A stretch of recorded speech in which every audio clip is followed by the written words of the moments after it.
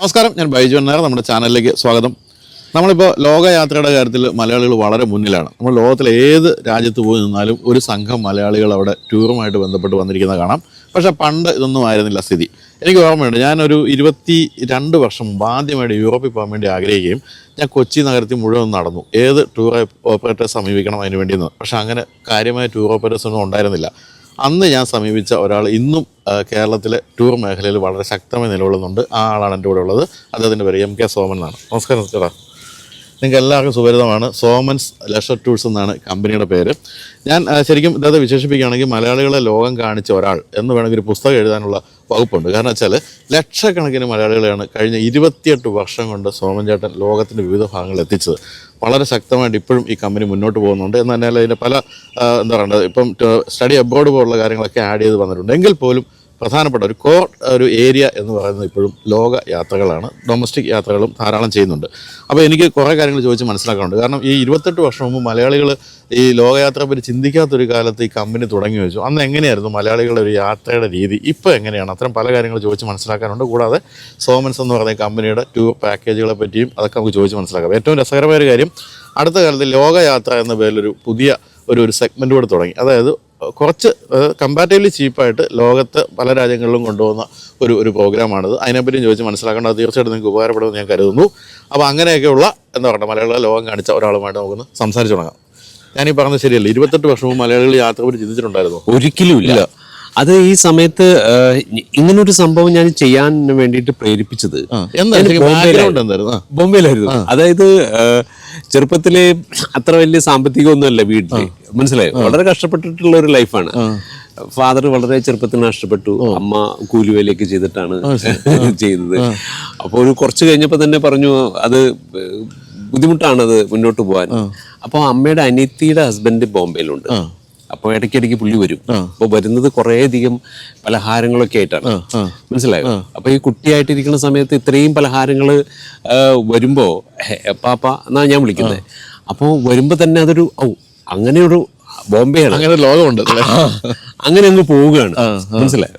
അല്ലെങ്കിലും പണ്ടെനിക്കൊന്ന് ആ കാലത്ത് മലയാളികൾ ബോംബെ പോകുന്ന പരിപാടി ഉണ്ടല്ലോ. ബോംബെ എന്ന് പറയുന്നത് എല്ലാവരെയും സ്വീകരിക്കുക, രണ്ടു കൈയും കിട്ടിയിട്ട്. അതായത് ഇന്ത്യ മുഴുവൻ അവിടെയുണ്ട്, ബോംബെയിലുണ്ട്. ഈ മെനക്കെടാൻ തയ്യാറുള്ള ഹാർഡ് വർക്കേഴ്സിനെ ബോംബെ എന്ന് പറയുന്ന ഒരു സ്വർഗ, ഒരു ദുബായ് എന്ന് വേണമെങ്കിൽ പറയാം. അല്ലെങ്കിൽ ഇപ്പോ അന്യ സംസ്ഥാനക്കാർ ഇപ്പൊ ഇവിടെ ഉണ്ടല്ലോ, അവർക്ക് ഇതൊരു ഒരു സ്വർഗമാണല്ലോ, അവർക്കൊരു ദുബായ് ആണല്ലോ. അതേപോലെയായിരുന്നു. അപ്പൊ അവിടെ പിന്നീട് ഞാന് 1-2 സ്ഥലത്തൊക്കെ ഈ കൂലിവേലയൊക്കെ ചെയ്തു. ഈ 7 രൂപ ശമ്പളത്തിനൊക്കെയാണ് ഞാൻ അന്നത്തെ കാലത്ത് ഫസ്റ്റ് ജോലി ചെയ്തത്. അപ്പോൾ ഒരു 210 രൂപ കിട്ടി കഴിഞ്ഞിട്ട് വെച്ചെങ്കിൽ ആദ്യം ഞാൻ അതിന്ന് 100 രൂപ എൻ്റെ അമ്മയ്ക്ക് അയച്ചു കൊടുത്തു. ആ 100 രൂപ ഞാൻ അയച്ചു കൊടുത്തപ്പോൾ ഞാൻ പോസ്റ്റ് ഓഫീസിൽ പോയിട്ട് മണി ഓർഡറായിട്ട് 100 രൂപ അയച്ചിട്ട് പോസ്റ്റ് ഓഫീസിന്റെ മുന്നിൽ നിന്ന് ആ റോഡിന്റെ അപ്പുറത്ത് ചെമ്പൂർ എന്ന് പറഞ്ഞ സ്ഥലത്ത് ഞാൻ നിന്നത് ആ റോട്ടിലല്ലായിരുന്നു. ആക്ച്വലി എവറസ്റ്റിന്റെ മുകളിലായിരുന്നു. ഞാൻ കരുതി എന്നേക്കാളും കഴിവുള്ള, എന്നേക്കാളും ഭാഗ്യവനായിട്ടുള്ള ഒരാൾ ഈ ഭൂമിയിൽ ഉണ്ടോന്നാണ് എനിക്ക് എന്നോട് ചോദിച്ചത്. കാരണം 100 രൂപ ഞാൻ അമ്മയ്ക്ക് അയച്ചിരിക്കുക, മനസ്സിലായോ? പിന്നീട് എൻ്റെ ഈ കയ്യിൽ കൂടെ ഞാൻ ഈ കോടികള് ഞാൻ ഈ എയർലൈൻസിനൊക്കെ ഞാൻ ഒരു ചെക്കിലൊക്കെ ഞാൻ ചെയ്തിട്ടുണ്ട്. പക്ഷെ അത് ആ 100 രൂപയുടെ അത്ര വരുന്നില്ല. പിന്നീട് അത് കഴിഞ്ഞതിന് ശേഷം എൻ്റെ കൂടെ താമസിച്ചിരുന്ന, ബോംബെ എന്ന് പറയുന്നത് ഒരു എല്ലാവരും ബാച്ചിലേഴ്സ് ആയിട്ട് ഒരുപാട് പേര് ഒരു റൂമിൽ വളരെ 5, 6, 7 പേർക്ക് റൂമിൽ കഴിയുന്ന ഒരു സംഭവമാണ്. അപ്പൊ അതിൽപ്പെട്ട ഒരാള് എൻ്റെ അടുത്ത് പറയാണ്, ഈ അന്ന് അവിടുത്തെ ഏറ്റവും വലിയൊരു ടൂർ ഓപ്പറേറ്റർ എന്ന് പറയുന്നത് SOTC ആയിരുന്നു. അപ്പൊ ആ SOTCയിൽ ജോലി ചെയ്യുന്ന ആ ആൾക്ക് ഗൾഫിലൊരു ജോലി കിട്ടുകയാണ്, മനസ്സിലായോ? സൗദി അറേബ്യയിൽ.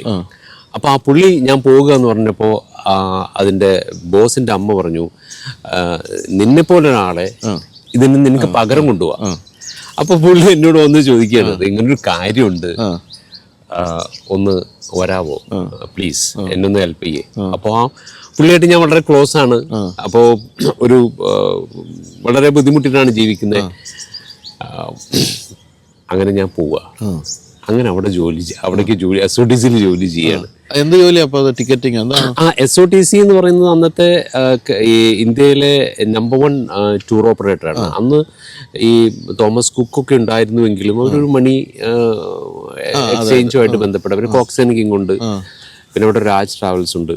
അപ്പൊ അന്നത്തെ ഏറ്റവും കൂടുതൽ അപ്പൊ അവിടെ നിന്ന് ഞാൻ പഠിച്ചതാണ്. അവിടെ ഒരു 10 വർഷത്തോളം ജോലി 10 വർഷത്തോളം ജോലി അവിടെ തന്നെ ജോലി ചെയ്തതാണ്. പിന്നെ അപ്പൊ ആ സമയത്ത് ഇന്ത്യയിൽ എങ്ങനെയായിരുന്നു? ഇന്ത്യയിലെ ലോകയാത്രകൾ ജനങ്ങൾ തുടങ്ങിയിരുന്നു? ആക്ച്വലി അവിടെ ബോംബെ എന്ന് പറയുന്നത് ഗുജറാത്തികളും മാർവാഡീസും ഒക്കെ ഇഷ്ടം പ്രകാരം പൈസയുള്ളവരാണല്ലോ. അപ്പൊ ആ സമയത്ത് ഈ ജെയിൻ കമ്മ്യൂണിറ്റി, ഈവൻ അന്നത്തെ കാലത്തൊക്കെ യൂറോപ്പിലൊക്കെ ഒരുപാട് പേര് പോയിരുന്നു. പിന്നെ ഈവൻ കിച്ചൺ കാരവനോട് കൂട്ടിരിക്കുകയാണ് ജെയിൻസ് ഒക്കെ ആ ഫുഡ് കഴിക്കും. അപ്പൊ അവിടെ നിന്ന് ഞാൻ ഈ പഠിച്ച അത് കഴിഞ്ഞതിന് ശേഷം പിന്നെ തിരിച്ച് നാട്ടിലേക്ക് വരണം എന്നുള്ളൊരു ചിന്ത വന്നപ്പോൾ അറിയുന്നൊരു കാര്യമല്ലേ ഇത് എന്ന് കരുതി സ്റ്റാർട്ട് ചെയ്തതാ. അപ്പൊ അന്നേരം പൈസ ഒക്കെ കയ്യിലുണ്ടായിരുന്നു? തുടങ്ങാൻ മാത്രമുള്ള പൈസയൊക്കെ? അല്ല, അവിടെ നമുക്ക് സ്വന്തമായിട്ട് ഇതിനോടൊപ്പം തന്നെ ഒരു വളരെ ചെറുപ്പമാണെങ്കിലും സാധാരണ ബോംബെയിൽ ഒരു സ്വന്തമായിട്ടൊരു ഫ്ലാറ്റ് ഒക്കെ ഓൺ ചെയ്യുക എന്ന് പറയുന്നത് റിട്ടയർമെന്റിന്റെ സമയത്തൊക്കെയാണ്, പ്രത്യേകിച്ച് മലയാളികൾ. ഇപ്പൊ പോലും എളുപ്പമല്ല. പക്ഷെ എനിക്ക് എന്നെ കൊണ്ട് അത് സാധിച്ചിരുന്നു. കാരണം ഈ അപ്പൊ അത് വിറ്റ പൈസ മനസ്സിലായോ? അങ്ങനെ പിന്നെ ഈ ബോംബെയിലുള്ള സമയത്ത് തന്നെ ഒരു ചെറിയൊരു പീസ് ഓഫ് ലാൻഡ് എടപ്പള്ളിയിലൊക്കെ ഉണ്ടായിരുന്നു, വാങ്ങിണ്ടായിരുന്നു. അപ്പൊ അത് വിൽക്കുക. അപ്പൊ അതുകൊണ്ട് അങ്ങനെ അതാണ് നമ്മുടെ ഇൻവെസ്റ്റ്മെന്റ്. ഇവിടെ വന്നിട്ട് വീടും വേറെ കാര്യമൊന്നുമില്ല. അപ്പൊ അന്ന് ഇവരുടെ കൂടെ SOTCയിൽ ജോലി ചെയ്യുന്ന സമയത്ത് ഇവരുടെ കൂടെ ടൂർ മാനേജറൊക്കെ ആയിട്ട് പോകുമായിരുന്നു വെളിയിലൊക്കെ? ഇല്ല, ആ സമയത്ത് ഞാൻ ടൂർ മാനേജറായിട്ട് പോയില്ല. പക്ഷെ അന്ന് ഈ അവർക്കുള്ള മിക്ക ടൂർ മാനേജേഴ്സും എന്ന് പറയുന്നത് ഈ ടൂർ മാനേജേഴ്സ് ആയിട്ടുള്ള ഒത്തിരി ലേഡീസ് ഉണ്ടായിരുന്നു. ഫ്രീലാൻസേഴ്സ് അവരെയാണ് ഹയർ ചെയ്യുന്നത്. മനസ്സിലായോ? അപ്പൊ അവർക്ക് ഒരു പ്രത്യേകിച്ച് ഒരു കമ്മിറ്റ്മെന്റ് ഒന്നുമില്ല. പക്ഷെ അവർ വളരെ ഫേമാണ്. മനസ്സിലായോ? അപ്പോൾ അത് കണ്ടിന്യൂസ് ആയിട്ട് ഇങ്ങനെ ഇടയ്ക്കിടയ്ക്ക് ഇപ്പോൾ നമുക്ക് വരുന്ന കാണാം. പിന്നെ അവർ പോകും, ഒരു ബാഗായിട്ട് പോകും. പിന്നെ അവർ എയർപോർട്ടിൽ വെച്ചിട്ടാണ് അത് മീറ്റ് ചെയ്യുന്നതും ഒക്കെ. അപ്പൊ ആ സമയത്ത് ശരിക്കും ലോകം കാണാൻ ആഗ്രഹം കൂടെ മനസ്സിലില്ലേ? ഉണ്ട്, തീർച്ചയായിട്ടും. അപ്പൊ അതൊരു നല്ലൊരു പരിപാടിയായിട്ട് എനിക്ക് തോന്നി. അപ്പോ എങ്കിലും കേരളം ആ സമയത്ത് അതിനുവേണ്ടി മെച്ചുവേർഡ് ആയിരുന്നു എന്ന് തോന്നിയിട്ടാണോ തുടങ്ങിയത്? എന്തായിരുന്നു? ഇല്ല, ആ സമയം നമ്മളിത് ആരംഭിച്ചു കഴിഞ്ഞതിന് ശേഷമാണ് മനസ്സിലാക്കുന്നത് ഇത് ഇവിടെ വേരോടിയിട്ടില്ല. ഇവിടെ അങ്ങനെ ഒരു ചിന്തയില്ല. അന്ന് ഇവിടെ ആരായിരുന്നു ഉണ്ടായിരുന്നത്? അന്ന് ഇവിടെ ഈ ടൂർ ഓപ്പറേറ്റേഴ്സ് എന്നുള്ള പേരിൽ ആരും ഉണ്ടായിരുന്നില്ല സത്യത്തിൽ. ഒരു TCAയുടെ ഒരു ഓഫീസ് ഉണ്ടായിരുന്നു, ട്രാവൽ കോർപ്പറേഷൻ. പിന്നീട് അത് SOTC വാങ്ങേണ്ടായി. പിന്നെ ഒക്കെ ടിക്കറ്റിംഗ് ഏജൻസാണ്. കാരണം ഈ ഗൾഫിലേക്കുള്ള ടിക്കറ്റ്, ഗൾഫ് ബൂം. പക്ഷെ ഇത് തുടങ്ങി കഴിഞ്ഞതിന് ശേഷം ഈ അന്ന് കൂടുതൽ പേരും ടൂറിനെ ആശ്രയിച്ചിരുന്നത് തോമസ് കുക്കിനെയും കോക്സ് ആൻഡ് കിങ്ങിനെയാണ്. മനസ്സിലായി? അവർ കുറച്ച് ആക്റ്റീവായിരുന്നു. നമ്മുടെ നാട്ടിലും അവർ അഡ്വർടൈസ് ചെയ്യാറുണ്ട്. പക്ഷെ അതിലെല്ലാം തന്നെ അവരുടെ അഡ്വർടൈസ്മെന്റിലൊക്കെ ചില ഫുൾ പേജ് അഡ്വർടൈസ്മെന്റ് ഒക്കെ വരാറുണ്ട്. അതിനൊക്കെ തന്നെ ഈ ഒരു കണ്ടീഷൻ അപ്ലൈ ആണ്. എല്ലാത്തിനും ഒരു സ്റ്റാർ ഉണ്ട്. പല കാര്യങ്ങളും എഴുതും, പക്ഷെ കണ്ടീഷൻ അപ്ലൈ. അപ്പൊ ഒരു കംപ്ലീറ്റ് ടൂർ ഇല്ല. അവിടെ ചെന്ന് കഴിഞ്ഞതിന് ശേഷം അതിന് എക്സ്ട്രാ പേ ചെയ്യണം. ഞാനൊന്നും ആടിയിടാം. എനിക്കത് ആദ്യമായിട്ട് ഞാൻ യൂറോപ്പിൽ അനുഭവിച്ചതായിരുന്നു. ഞാൻ പോയത് കോക്സ് ആൻഡ് കിങ്സ് വഴിയാണ്. അപ്പൊ നമ്മളിപ്പം അവരുടെ പോകുന്നു. ഇപ്പൊ ഇവരുടെ കൂടെ പോവാണെങ്കിൽ നമ്മളിപ്പം ഫാൻസി പോകുന്നു. ഫാൻസി ഇപ്പോൾ ഈഫൽ ടവർ അതിൻ്റെ ഉണ്ട്, നമുക്ക് ചോദിക്കേണ്ട കാര്യമില്ല. മറ്റേത് അങ്ങനെയല്ല. അവിടെ എത്തുമ്പോൾ ടൂർ ഗൈഡ് പറയും, if you want to visit Eiffel tower you have to pay 50 pounds extra എന്ന് പറയും. നമ്മൾ ഞെട്ടിപ്പോയി. കാരണം നമ്മളിവിടുന്ന് ആപ്പാടെ പിശയ്ക്ക് സമ്പാദിച്ച പൈസയായിട്ടാ പോയത്. അങ്ങനെ പല സ്ഥലങ്ങളും കാണാൻ പറ്റിയില്ല ആ യാത്രയിൽ. അതെ. അപ്പൊ അതില് ഞാൻ ചെയ്തത് എന്താന്ന് വെച്ചാല് ഓൾ ഇൻക്ലൂസീവ് ആയിട്ടുള്ള പാക്കേജ്. അതായത് അതിന്റെ ആരംഭം തന്നെ അങ്ങനെയാണ്. അതായത് ഞങ്ങളുടെ കൂടെ ഒരു ടൂറിൽ ജോയിൻ ചെയ്യാന്ന് വെച്ചെങ്കിൽ കം ടു ദ എയർപോർട്ട്, എന്നിട്ട് തിരിച്ച് വീണ്ടും എയർപോർട്ടിലേക്ക് വന്നു കഴിഞ്ഞതിന് ശേഷം യു ഗോ ബാക്ക്. അപ്പോൾ വീട്ടിൽ നിന്ന് ഇങ്ങോട്ടും എയർപോർട്ടിൽ നിന്ന് വീട്ടിലേക്ക് മാത്രം കസ്റ്റമർ പേ ചെയ്യണം. ബാക്കി വി ടേക്ക് 3 നേരത്തെ മീൽസ് അടക്കം എവ്രിതിങ്. നമ്മൾ മണി മാറ്റർ സംസാരിക്കില്ല. അതായത് അതില്ല, ഇതില്ല അതിന് വേണ്ടി. പക്ഷെ ഇല്ലാത്ത എന്തെങ്കിലും ഉണ്ട് വെച്ചെങ്കിൽ ഇപ്പൊ ഇടയ്ക്ക് ആർക്കെങ്കിലും ഒരു കോഫി കുടിക്കണം തോന്നി, അല്ലെങ്കിൽ എന്തെങ്കിലും ജ്യൂസ്, അത് അവര് പേ ചെയ്യും. ഷോപ്പിങ്ങും but breakfast, lunch, dinner and പിന്നെ ബാക്കി എല്ലാ സൈറ്റ് സീയിങ്ങും ഇത് കുറച്ച് ഹിറ്റായി. ജനങ്ങളിലേക്ക് എത്തിച്ചത് എങ്ങനെയാണ് ഈ ഒരു സംഭവം? അത് ആദ്യകാലങ്ങളിൽ അപ്പൊ ആ സമയത്ത് മൊബൈൽ പോലും ഉണ്ടായിരുന്നില്ല. മനസ്സിലായി, മൊബൈലില്ല. പിന്നീട് ഈ 2000 കഴിഞ്ഞതിന് ശേഷമാണ് നമ്മുടെ ഈ റിലയൻസ് വന്നത്. അത് അപ്പോഴൊക്കെ നമ്മൾ ചെയ്തത് ഈ ന്യൂസ് പേപ്പറിൽ ആഡ് ചെയ്യായിരുന്നു, ക്ലാസിഫൈഡ്. അതിനധികം അന്നൊന്നും അത്രയധികം കോസ്റ്റ് അല്ല. കാശി യാത്ര എന്നൊക്കെ പറഞ്ഞു. അങ്ങനെ ആദ്യത്തെ ഈ തായ്ലൻഡിലേക്ക്, ആദ്യം തായ്ലൻഡ് ആയിരുന്നു, പിന്നെ തായ്ലൻഡിൽ നിന്ന് സിംഗപ്പൂർ, മലേഷ്യ, പിന്നീട് അത് ചൈന, പിന്നെ ചൈന, ഹോങ്കോങ്, മക്കാവു, പിന്നെ റഷ്യ, പിന്നെ അത് കഴിഞ്ഞതിന് ശേഷം നമ്മൾ യൂറോപ്പിലേക്ക് കടന്നു. യൂറോപ്പിലേക്ക് കടന്നപ്പോൾ മനസ്സിലായി ഇത് എളുപ്പമല്ലെന്ന്. കാരണം യൂറോപ്പിലെ പാസഞ്ചർ കിട്ടാൻ കുറച്ച് പാടാണ്. അങ്ങനെ ഈ പേപ്പറിൽ ഇങ്ങനെ ഈ യൂറോപ്പിന്റെ ആഡും കാര്യങ്ങളൊക്കെ ഞാൻ ചെയ്തപ്പോൾ ഈ ആരെങ്കിലുമൊക്കെ വിളിക്കും. ഈ വിളിച്ചിട്ട് ഞാൻ ഈ അഡ്രസ്സൊക്കെ വാങ്ങും, ശരിയെന്ന് പറഞ്ഞ് ഫോൺ വയ്ക്കും. പിറ്റേ ദിവസം ഒരു ഉച്ചയാകുമ്പോഴേക്കും അവരുടെ വീട്ടിലെത്തും. ഞാൻ ഉദ്ദേശിക്കുന്നത് ഉച്ച എന്ന് പറയുന്നത് ഒരു കാസർകോട്ടിലാണ്, അല്ലെങ്കിൽ ഒരു തിരുവനന്തപുരം, അല്ലെങ്കിൽ ഒരു കൊല്ലാണ്. മനസ്സിലായോ? കൊച്ചി ആ കോട്ടയൊക്കെയാണ് വെച്ചെങ്കിൽ നമുക്കൊരു 9, 9:30, 10 മണിയാകുമ്പോഴേക്കും എത്താൻ പറ്റും. പക്ഷെ നോക്ക് ദ ഡോർ. അപ്പോൾ തുറക്കുന്നു. അപ്പോൾ ഇന്നലെ വിളിച്ച ആള് സോമനാണ്, ഇന്നലെ സാർ വിളിച്ചായിരുന്നു ഒരു യൂറോപ്പിനെ കുറിച്ച്, അതിന് സംസാരിക്കാൻ. അവരൊട്ടും പ്രതീക്ഷിക്കുന്നില്ല. മനസ്സിലായോ? നമ്മൾ അവിടേക്ക് പോകുന്നതിന് മുമ്പ് അവരവിടെ ഉണ്ടോന്ന് പോലും നമ്മൾ വിളിക്കില്ല. നമ്മൾ അവിടെ ചെന്ന് ഇറങ്ങി കഴിഞ്ഞതിന് ശേഷം നമുക്ക് വിളിക്കാൻ മൊബൈലൊന്നും ഇല്ലല്ലോ. പക്ഷെ അപ്പൊ അവർക്കൊരു അപ്രതീക്ഷിതമായിട്ടുള്ള ഒരു, അപ്പൊ പിന്നെ ഒരു ചെറിയൊരു സ്നേഹം അവിടെ വന്നു, ഒരു ടച്ച് അവിടെ വന്നു. പിന്നീട് അതൊക്കെ ആയിട്ട് സംസാരിച്ച് കഴിഞ്ഞതിന് ശേഷം അവരുടെ നിന്ന് മിക്കവാറും പല വീടുകളിൽ നിന്നും ഭക്ഷണം കഴിച്ച് അല്ലെങ്കിൽ ചായ കോഫി കഴിച്ച് അഡ്വാൻസ് വാങ്ങിയിട്ടാണ് വരുന്നത്.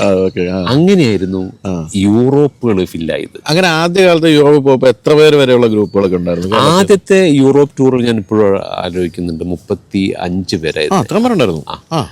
അപ്പൊ ആ സമയത്തൊക്കെ ഈ വിസ എങ്ങനെ ചെയ്യുന്നു പോലും അറിയില്ലായിരുന്നു കറക്റ്റ് ആയിട്ടൊക്കെ. കാരണം അതിന് ഒരു ഓപ്പറേഷൻ ടീമൊന്നും ഉണ്ടായിരുന്നില്ല, എല്ലാം നമ്മൾ തന്നെ. മനസ്സിലായോ?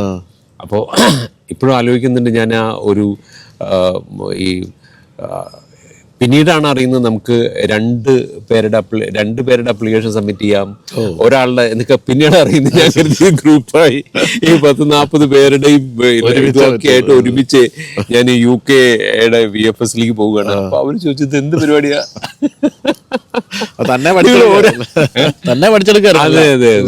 അപ്പൊ ആ സമയത്ത് വിസ കിട്ടാൻ ഇപ്പൊ വലിയ ബുദ്ധിമുട്ടാണല്ലോ, അത്രയും ഡോക്യുമെന്റേഷൻ. അന്നൊക്കെ എങ്ങനെയായിരുന്നു? അന്ന് വളരെ വളരെ ഈസി ആയിരുന്നു, വളരെ കുറച്ചും കൂടി. അതായത് ഒരു രാജ്യത്തിനെ സംബന്ധിച്ചോളം അവർക്ക് ഇത്ര മാത്രം മതി, whether this person will come back or not. പിന്നീട് കുറച്ച് കഴിഞ്ഞപ്പോ പിന്നെ അത് കഴിഞ്ഞ ശേഷം നമ്മൾ അമേരിക്കയിലേക്ക് കടന്നു. പിന്നെ കാനഡയായി, പിന്നെ അമേരിക്കയും കാനഡയും കമ്പൈൻഡായി, പിന്നെ UK യൂറോപ്പ് കമ്പൈൻഡായി. അത് കഴിഞ്ഞിട്ട് റഷ്യയിലേക്ക് പോയി, പിന്നെ സ്കാൻഡിനേവിയ പോയി, പിന്നെ റഷ്യയും സ്കാൻഡിനേവിയയും കൂടി കമ്പൈൻഡ് ആയി. പിന്നീട് അത് കഴിഞ്ഞ് അത് ഭയങ്കര ഹിറ്റായിരുന്നു. അതായത് ലാൻഡ് മാർഗാ പോകുന്നത്. മനസ്സിലായോ? അതായത് ഒന്നുകിൽ ആദ്യം നമ്മൾ ഈ മോസ്കോയിലേക്ക് പോകും, പിന്നെ അവിടെ നിന്ന് എസ്റ്റോണിയയിൽ പോയി നമ്മൾ അങ്ങനെ കോപ്പൻഹേഗനിൽ നിന്ന് തിരിച്ചു വരും, അല്ലെങ്കിൽ കോപ്പൻഹേഗനിൽ നിന്ന് തുടങ്ങി മോസ്കോയിൽ നിന്ന് തിരിച്ചു വരും. അതൊരു ഭയങ്കര ഹിറ്റായിരുന്നു. അത് നമ്മൾ ഈ കോവിഡ് വരെ നടന്നു. മനസ്സിലായോ? കണ്ടിന്യൂസ് ആയിട്ട്. പിന്നീടാണ് അവിടെ കോവിഡ് കഴിഞ്ഞുകൊണ്ട് തന്നെ അവിടെ ഈ ഉക്രൈൻ വാർ വന്നതിന് ശേഷം ഈ ലാൻഡ് പോകാൻ പറ്റിയത്. മനസ്സിലായി? കഴിഞ്ഞ ഒരു 4 വർഷമായിട്ട് നമ്മളത് ചെയ്യുന്നില്ല. പിന്നെ but I move to Africa. ആഫ്രിക്കയിൽ 2006 മുതൽ ആഫ്രിക്ക ചെയ്യാൻ തുടങ്ങി. അതും വലിയൊരു ഹിറ്റായി. പിന്നീട് കെനിയ ചെയ്തു. പിന്നീട് ഏറ്റവും ആദ്യം ഇവിടെ നിന്ന് നമുക്ക് അന്റാർട്ടിക്കയിലേക്ക് ടൂർ ചെയ്ത് ഞങ്ങളാണ്. അത് ഏത് വർഷമായിരിക്കും? അത് 2017 അന്റാർട്ടിക്ക പോകാൻ പറ്റുമെന്നൊക്കെ ആൾക്കാർ അന്നായിരിക്കും മനസ്സിലാക്കിയത്. അതെ. ആക്ച്വലി ലോകത്തിന്റെ പല ഭാഗങ്ങളിലും ഒരു ഗ്രൂപ്പ് ടൂർ ചെയ്തത് സോമൻസ്. ഫോർ എക്സാമ്പിൾ ഓസ്ട്രേലിയയിലേക്ക്, യൂറോപ്പിലേക്ക്, അമേരിക്കയിലേക്ക്. ഇവിടെ ഈ അന്റാർട്ടിക്കയിലേക്ക് ഇവിടെ നിന്നൊരു ഗ്രൂപ്പ് ടൂർ ചെയ്തത് സോമൻസ് ആണ്, ആഫ്രിക്കയിലേക്ക്. എന്തായിരുന്നു ആ കാലത്തൊക്കെയുള്ള ഏറ്റവും വലിയ വെല്ലുവിളി എന്തായിരുന്നു ഈ ഒരു ഗ്രൂപ്പുമായിട്ട് ഇതുപോലെ ആദ്യമായിട്ടൊക്കെയുള്ള സ്ഥലങ്ങളിലേക്ക് പോകുമ്പോൾ ഒരു വെല്ലുവിളി? ആദ്യമായിട്ട് സത്യം പറഞ്ഞു കഴിഞ്ഞിട്ടുണ്ടെങ്കിൽ ഈ യാത്ര നമ്മുടെ കൂടെ ചെയ്യാൻ പോകുന്ന ആളുകൾക്ക് ചെറിയൊരു കൺസേണും കാര്യങ്ങളൊക്കെ ഉണ്ടാവാറുണ്ട്. ഇതിനു മുമ്പ് പോയിട്ടുണ്ടോ? നാച്ചുറലി ഐ മീൻ നിങ്ങൾ ഇത് ആദ്യമായിട്ടാണോ? പക്ഷെ സത്യത്തിൽ ആ പാസഞ്ചേഴ്സും ഞാനും ആദ്യ മനസ്സിലായി. ആക്ച്വലി ആ പാസഞ്ചേഴ്സും ഞാൻ തമ്മിൽ ഒരു വ്യത്യാസമില്ല. അപ്പൊ ഈ ഒരു സ്ഥലത്തേക്ക് പോകുന്ന സമയത്ത് അവർക്ക് ഒരിക്കലും അറിയാൻ പാടില്ലല്ലോ ഞാന് ഈ ആദ്യമായിട്ടാണ്. അപ്പൊ ഒരു റെസ്റ്റോറന്റ് കണ്ടുപിടിക്കുക എന്നൊക്കെ പറഞ്ഞു കഴിഞ്ഞാല് മനസ്സിലായോ? Think about that. ബട്ട് ഞാനത് വളരെ ബ്യൂട്ടിഫുള്ളി മാനേജ് ചെയ്യാറുണ്ട്. പലപ്പോഴും 4 മണിക്കൊക്കെ എഴുന്നേറ്റിട്ട് ഞാനൊരു ടാക്സി വിളിച്ചിട്ട് ഞാൻ അതൊക്കെ നോക്കും. നമ്മൾ ഇന്ന് എന്തൊക്കെയാണ് ചെയ്യാൻ പോകുന്നത് എന്നൊക്കെ ഒരു റൗണ്ട് ഒക്കെ അടിച്ച് ആ റെസ്റ്റോറന്റ് പേരൊക്കെ കണ്ടുപിടിച്ച് അതിന്റെ ഡിസ്റ്റൻസ് നോക്കി. കാരണം അതിന്റെ പല സ്ഥലത്തും ആ റെസ്റ്റോറന്റ് മുന്നിൽ ബസ് നിൽക്കില്ല, അറിയാലോ അല്ലേ? അപ്പൊ അങ്ങനെയൊക്കെയാണ് മാനേജ് ചെയ്തിട്ടുണ്ട്. നേരത്തെ റെസ്റ്റോറന്റ് പോയിട്ടുണ്ടോ എന്ന് അവര് ചോദിച്ചാൽ ഉണ്ട്, പക്ഷെ രാവിലെ ആന്നേ ഉള്ളൂ. അന്ന് രാവിലെ പക്ഷെ അതൊരു രസമാണ്. I mean you are on some responsibility അല്ലേ? നമുക്ക് എന്താ വേണ്ടത്? ആ customer has to come back happy. മനസ്സിലായോ? അത് ഒരു എന്താ പറയാ, ഒരു 98% അത് ഒരു കസ്റ്റമർ ഹാപ്പി ആകാതിരുന്നു കഴിഞ്ഞാൽ അത് എന്നിലുണ്ടാക്കുന്ന ഇമ്പാക്ട് ചെറുതല്ല, ഹ്യൂജ് ആണ്. മനസ്സിലായോ? നമുക്ക് ശരിക്കും ഉറങ്ങാൻ പോലും പറ്റില്ല. അതേപോലെ തന്നെയാണ് ഈ വിസ കിട്ടാതിരിക്കുക, അങ്ങനെ എന്തെങ്കിലും ഇഷ്യൂ വന്നു കഴിഞ്ഞാല് പല വിസകളും ഈ അപ് ടു ദ കോൺസുലേറ്റ് ആണല്ലോ, അല്ലേ? ചെയ്യാൻ പറ്റില്ല. അതെ അതെ. അപ്പൊ ഇപ്പൊ ഈ ലോകയാത്ര എന്ന് പറയുമ്പോൾ പുതുതായിട്ട് നമ്മൾ തുടങ്ങിയിരിക്കുന്നത്, ഇപ്പം നമുക്കറിയാം യൂറോപ്പിലൊക്കെ എങ്ങനെയായാലും ഒരു മിനിമം ഒരു എമൗണ്ട് വേണം നമുക്ക് അവിടെ ജീവിക്കാനും പറ്റും. അപ്പൊ എങ്ങനെയാണ് ഈ ലോകയാത്ര എന്ന് പറഞ്ഞിട്ട് കുറച്ച് ബജറ്റഡ് ടൂറുകൾ വരുമ്പോൾ എങ്ങനെയാണ് ഇതിൽ ഈ ഒരു അഡ്ജസ്റ്റ്മെന്റ് നടക്കുന്നത്? കഴിഞ്ഞ വർഷമാണ് ഞാനിത് ആരംഭിച്ചത്. അതായത് 2026 അല്ല 24 എൻഡിൽ ഞാൻ ആ കമ്പനി ഫോം ചെയ്തു. അതൊരു വേറൊരു കമ്പനിയായിട്ട് തന്നെ? അത് വേറൊരു കമ്പനിയാണ്. അത് എൻ്റെ പ്രൊപ്പറേറ്റർഷിപ്പിലാണ്, ഞാൻ മാത്രമേ അതിനകത്തുള്ളൂ. അപ്പൊ അത് ഞാൻ കുറെ നാളുകൾ ഇങ്ങനെ ആലോചിച്ചൊരു കേസാണ്. കാരണം പലരെയും നമ്മൾ മീറ്റ് ചെയ്യാറുണ്ട് ഈ റോഡിൽ വെച്ചും മോർണിംഗ് വാക്കിന്റെ സമയത്തും അപ്പോഴൊക്കെ. അപ്പൊ പലരും ഇങ്ങനെ അതിനകത്ത് ഈ അഫോർഡബിലിറ്റി അല്ലെങ്കിൽ ഈ ടൂർ കോസ്റ്റ് എന്ന് പറയുന്ന ഒരു സംഭവം ഇത് ഹ്യൂജ് ആണ് അങ്ങനെയൊക്കെ ഉള്ളതുണ്ടല്ലോ, അവരിൽ എത്തിക്കുക. പിന്നെ എന്നെ സംബന്ധിച്ചോളം ഈ I mean very Frank with you, ഈ മണി എന്ന് പറയുന്നത് അത് കുറേ ഉണ്ടാക്കണം, എന്നിട്ട് അത് കുറേ ബാങ്ക് ബാലൻസ് ഉണ്ടാക്കണം, അല്ലെങ്കിൽ ഈ വക ചിന്തകൾ എനിക്ക് ചെറുപ്പം മുതലില്ല. മനസ്സിലായോ?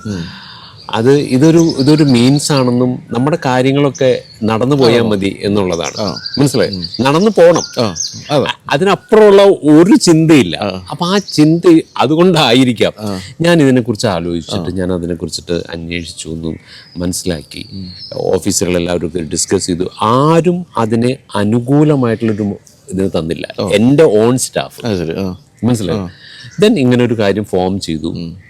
ഏറ്റവും ആദ്യം അങ്ങനെ ദുബായിക്ക്, അപ്പം ദുബായും മലേഷ്യയും പിന്നെ ഈ യൂറോപ്പും പിന്നെ അമേരിക്കയും. അപ്പം അമേരിക്കയിലേക്ക് ഞാൻ കഴിഞ്ഞ വർഷം ഞാൻ അനൗൺസ് ചെയ്തത് 10 ദിവസത്തെ അമേരിക്കൻ ടൂറ് 2,94,900 രൂപയ്ക്ക്. ശരി. നമുക്ക് ആ കോൾസ് വരുന്നത് അത് എല്ലാം എടുക്കാൻ പറ്റുന്ന ഒരു ഇതല്ല. നമുക്ക് 40 പേര് മതി. അത് ഒരാഴ്ചക്കുള്ളിൽ 65 പേര് ബുക്ക് ചെയ്തു. അപ്പൊ പിന്നീട് ആ ഗ്രൂപ്പിൽ നിന്ന് മറ്റൊരു ഗ്രൂപ്പ്, അതൊന്ന് വേറൊരു ഗ്രൂപ്പ്, അതൊന്നൊരു വേറെ ഗ്രൂപ്പ്. കഴിഞ്ഞ വർഷം തന്നെ 4 ഗ്രൂപ്പ് ചെയ്തു വിത്ത് 40-45 പേരായിട്ട്. അപ്പൊ ഈ 2,94,000 ലോകയാത്രയ്ക്ക്. പക്ഷെ നമ്മുടെ നോർമൽ ഒരു 6 ലക്ഷം പ്ലസ് ആണ്. അപ്പൊ എന്താണ് കട്ട് ചെയ്യുന്നത്? എന്തായാലും അല്ല, കട്ട് ചെയ്യുന്നത് ഇതിപ്പോ 6 ലക്ഷത്തിന്റെ അമേരിക്കൻ ടൂർ എന്ന് പറഞ്ഞു കഴിഞ്ഞാൽ ഈസ്റ്റും വെസ്റ്റും എല്ലാം ഉണ്ട്. മനസ്സിലായോ? ഇത് ഈസ്റ്റ് മാത്രം. അതായത് ഇപ്പൊ ഈ ന്യൂയോർക്ക്, വാഷിങ്ടൺ, നയാഗ്ര, ബോസ്റ്റൺ അങ്ങനെയുള്ള ഒരു 10 ദിവസം. മനസ്സിലായി. അതിൽ ഹോട്ടൽസ് കൊടുക്കുന്നത് 3 സ്റ്റാർ ഒക്കെ തന്നെയാണ്. അങ്ങനെയാണോ? ഇതിനകത്ത് ആകെ കൂടി വ്യത്യാസം വരുന്നത് ഒരു ഹോട്ടൽസിന്റെ ഇത് മാത്രമാണ്. അതായത് ഹോട്ടൽസ് നമ്മൾ മറ്റെല്ലാം തന്നെ 4 സ്റ്റാറും പിന്നെ 5 സ്റ്റാറും ഒക്കെ നമ്മൾ ഈ സോമൻസിന്റെ ഇന്റർനാഷണൽ ടൂറിൽ ചെയ്യുമ്പോൾ ഇത് 3 സ്റ്റാർ ആണ്. പക്ഷെ ചില 3 സ്റ്റാർ നമ്മൾ കാണുമ്പോൾ നമുക്ക് തോന്നും ഇത് ശരിയാകില്ല. ഇപ്പൊ ഫോർ എക്സാമ്പിൾ ഞങ്ങളിപ്പോ ഒരു ചൈന ഇപ്പൊ അനൗൺസ് ചെയ്തിട്ടുണ്ട്. ആ ചൈന ടൂർ നമ്മൾ അനൗൺസ് ചെയ്തത് 1,25,000 രൂപയ്ക്കാണ്. മനസ്സിലായോ? എത്ര ദിവസം? ഒരാഴ്ച. ഞാൻ പോകേണ്ടി വരും തോന്നുന്നു കേട്ടിട്ട്. ആലോചിച്ച് നോക്കണം. അപ്പൊ ഇതെല്ലാം നമ്മൾ കരുതുന്നത് നമ്മളൊരു 2 ഗ്രൂപ്പ് ഇട്ടു. അപ്പൊ ഈ ആദ്യമായിട്ട് ചെയ്യല്ലേ 2 ഗ്രൂപ്പ് മതി. അതിന്റെ റിസൾട്ട് എന്താണ്? 10 ഡേയ്സിൽ ഈ 2 ഗ്രൂപ്പ് ഫില്ലായി. എന്നിട്ട് നമ്മുടെ എയർലൈനോട് പറയാണ് 3ാമത്തെ ഗ്രൂപ്പ് എടുക്കാം. എയർലൈൻ കിട്ടുന്നില്ല. മനസ്സിലായോ?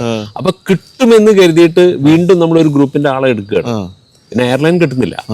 അതിന്റെ എയർലൈനിന്റെ പ്രൈസ് കൂടുതലാണ്.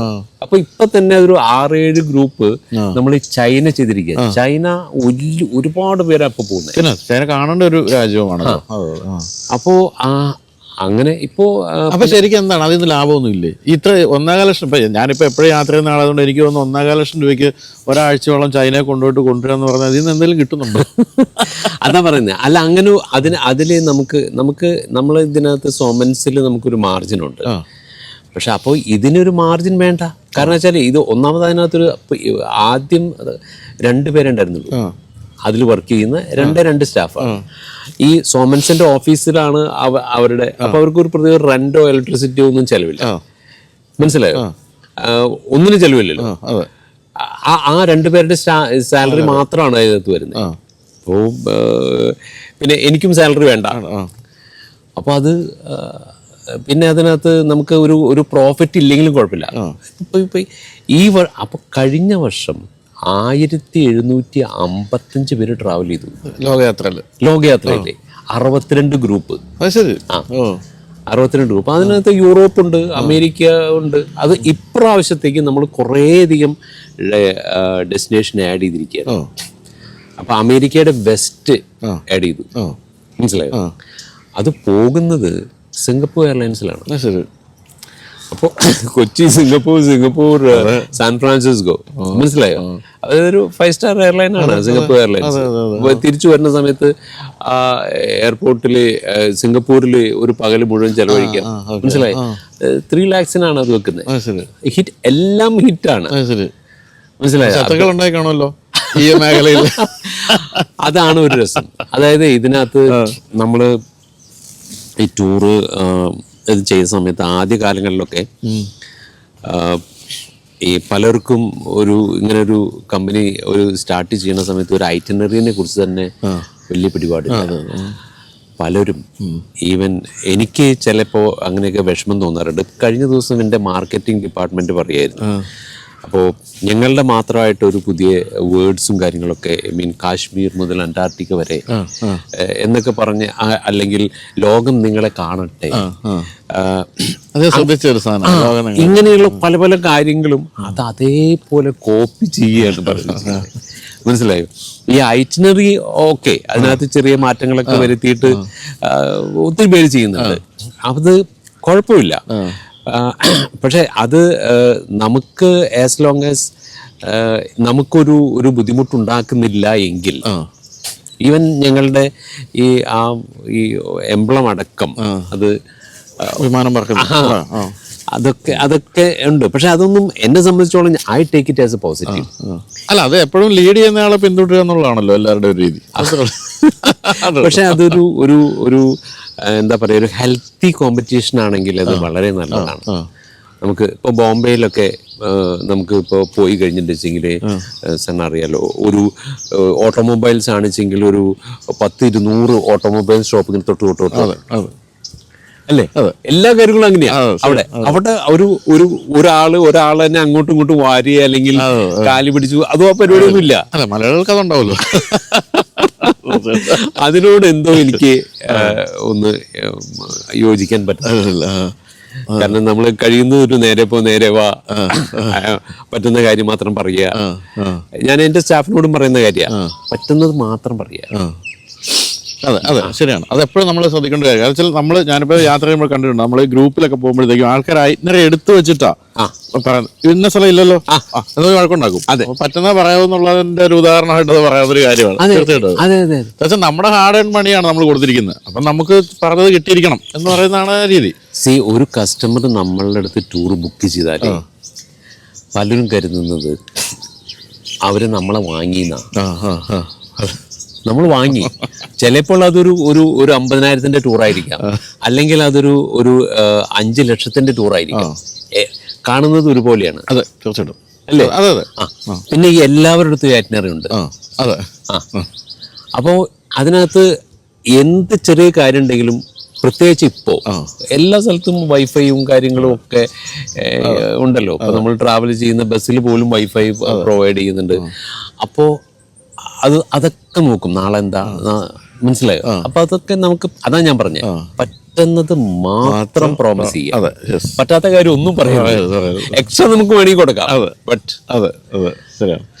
ഇപ്പം വർഷം നോക്കുകയാണെങ്കിൽ നമ്മൾ ഈ സോമൻസ് വഴി വിദേശത്തേക്ക് പോകുന്ന എത്ര പേരുണ്ടോ ഏകദേശം ഒരു കണക്ക്? ഇപ്പോൾ ഒരു ആവറേജ് ഒരു വർഷത്തില് നമ്മൾ ഈ ഒരു ഇന്റർനാഷണലൊക്കെ പറയുകയാണെച്ചെങ്കിൽ നമ്മളൊരു ടിക്കറ്റ് എടുക്കുന്നത് അനുസരിച്ചുള്ള ഒരു നമ്പറാണ് ഞാൻ പറയുന്നത്. എക്സാക്ട് നമ്പർ എനിക്കറിയില്ല. അതൊരു 20,000+ ആണ് ഒരു വർഷം വരുന്നത്. നമ്മൾ ഇന്റർനാഷണലി സോമൻസ് ആയിട്ട് ചെയ്യുന്നു. പിന്നെ ഡൊമസ്റ്റിക് വേറെയാണ്. ഈ ഡൊമസ്റ്റിക് ഇപ്പം മലയാളികൾ ധാരാളം പോകുന്നുണ്ടല്ലേ? ഒരുപാട്. അതായത് അത് നമ്മുടെ ഈ കോവിഡ് പാൻഡമിക് ഉണ്ടായല്ലോ, ആ കോവിഡ് പാൻഡമിക്കിന്ന് നമ്മൾ അത് അവസാനിക്കുന്നതിന് മുമ്പുള്ള യാത്രകൾ മുഴുവൻ ഇന്ത്യക്കകത്തായിരുന്നു. മനസ്സിലായോ? കാരണം ഇന്ത്യക്കകത്ത് പോവാമെന്നായി, പുറത്തേക്കാൻ പോകാൻ പറ്റാതെ. മനസ്സിലായി? പിന്നീട് പാൻഡമിക്കിന്ന് നമുക്ക് ഒരുപാട് കാര്യങ്ങളാണ് നമുക്ക് പഠിക്കാൻ പറ്റിയത്. Money is not everything. There is no point in keeping money. ഒരു പ്രയോജനമില്ല. കാരണം അങ്ങനെ ആയിരുന്നല്ലോ. ഇപ്പോ ഒരു ആവറേജ് ഈ ടൂർ ആഗ്രഹിക്കുന്നവരെ, അല്ലെങ്കിൽ ഒരു സീനിയർ സിറ്റിസൺസ്, അല്ലെങ്കിൽ ബിസിനസ്മാന് ഒരു വർഷത്തില് 4 ഇന്റർനാഷണൽ ട്രിപ്പ് ഉണ്ട്. ചിലവർക്ക് 5 ഉണ്ട്.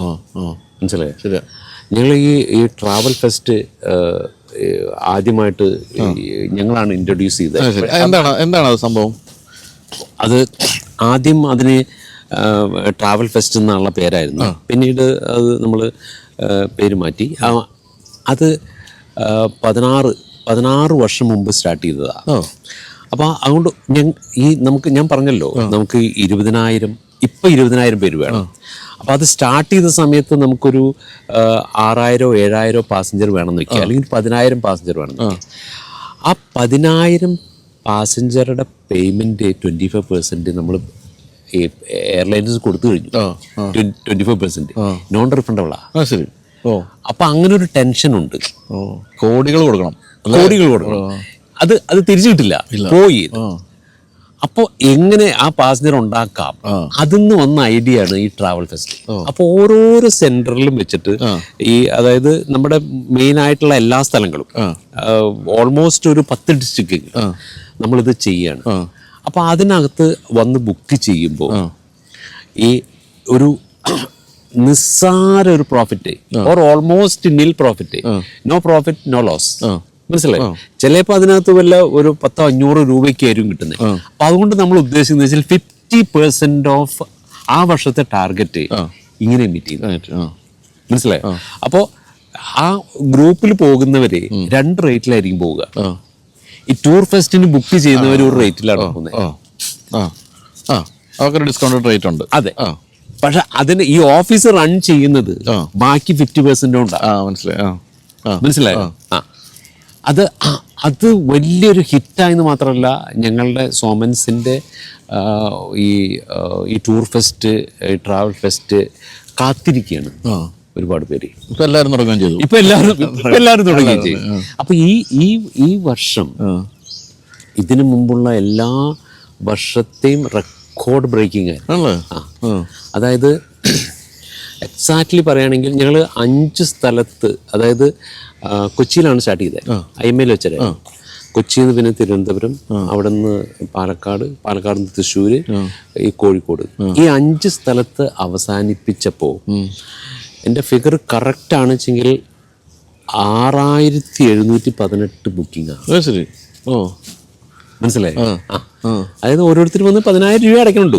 10,000 രൂപ അടയ്ക്കുന്നു. അത് റീഫണ്ട് ആണോ ഇനി പോകുന്നില്ലെങ്കിൽ? അത് എല്ലാവരും പോകും. അതിനകത്ത് ആർക്കെങ്കിലും പോകാതിരിക്കുക എന്ന് പറഞ്ഞു കഴിഞ്ഞാല് വീട്ടിലെ എന്തെങ്കിലും വല്ല ആക്സിഡന്റോ അല്ലെങ്കിൽ വലിയ മരണങ്ങളോ ഒക്കെ ആവുന്ന സമയത്ത് ബി അണ്ടർസ്റ്റാൻഡ്.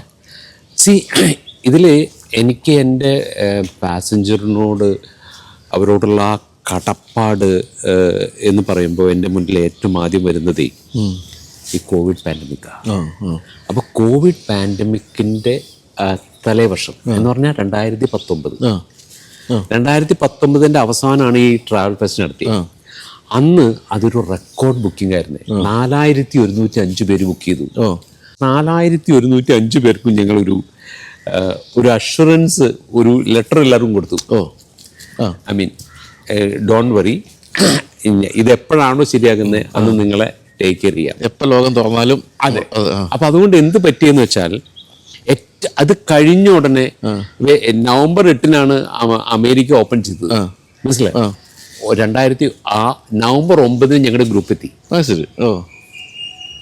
മനസ്സിലായോ? അപ്പോ ഈ ഓഫീസ് മുഴുവൻ ഓപ്പൺ ആയിരുന്നു. ആ സ്ട്രിക്റ്റ് ആയിട്ടുള്ള കുറച്ച് ദിവസം ഒഴികെ. മനസ്സിലായോ? എല്ലാവരും വരും, സ്റ്റാഫ് എല്ലാവരും വരും, കുറെ പേര് വർത്താനം പറയും, ചിലപ്പോൾ കുക്കിംഗ് ക്ലാസ് ആയിരിക്കാം. മനസ്സിലായോ? പിന്നെ ഈ ഓരോരോ രാജ്യങ്ങളെ കുറിച്ചിട്ടും ഒക്കെ അവർക്ക് ക്ലാസ് എടുക്കുകയും പിന്നെ അവരുടെ അടുത്ത് ചോദ്യങ്ങൾ ചോദിക്കുകയും അവർ പ്രിപ്പയർ ആയിട്ട് നെക്സ്റ്റ് ഡേ വരികയും നല്ല രസകരമായി. ഇതിന്ന് ഈ കസ്റ്റമറുടെ അടുത്ത് എനിക്ക് ഞങ്ങളെ വിശ്വസിച്ചതിന് അത് ചെറിയൊരു കാര്യമല്ല. കാരണം 14,000 പേര് ആരും പൈസ തിരിച്ച് ചോദിക്കാതിരിക്കുക.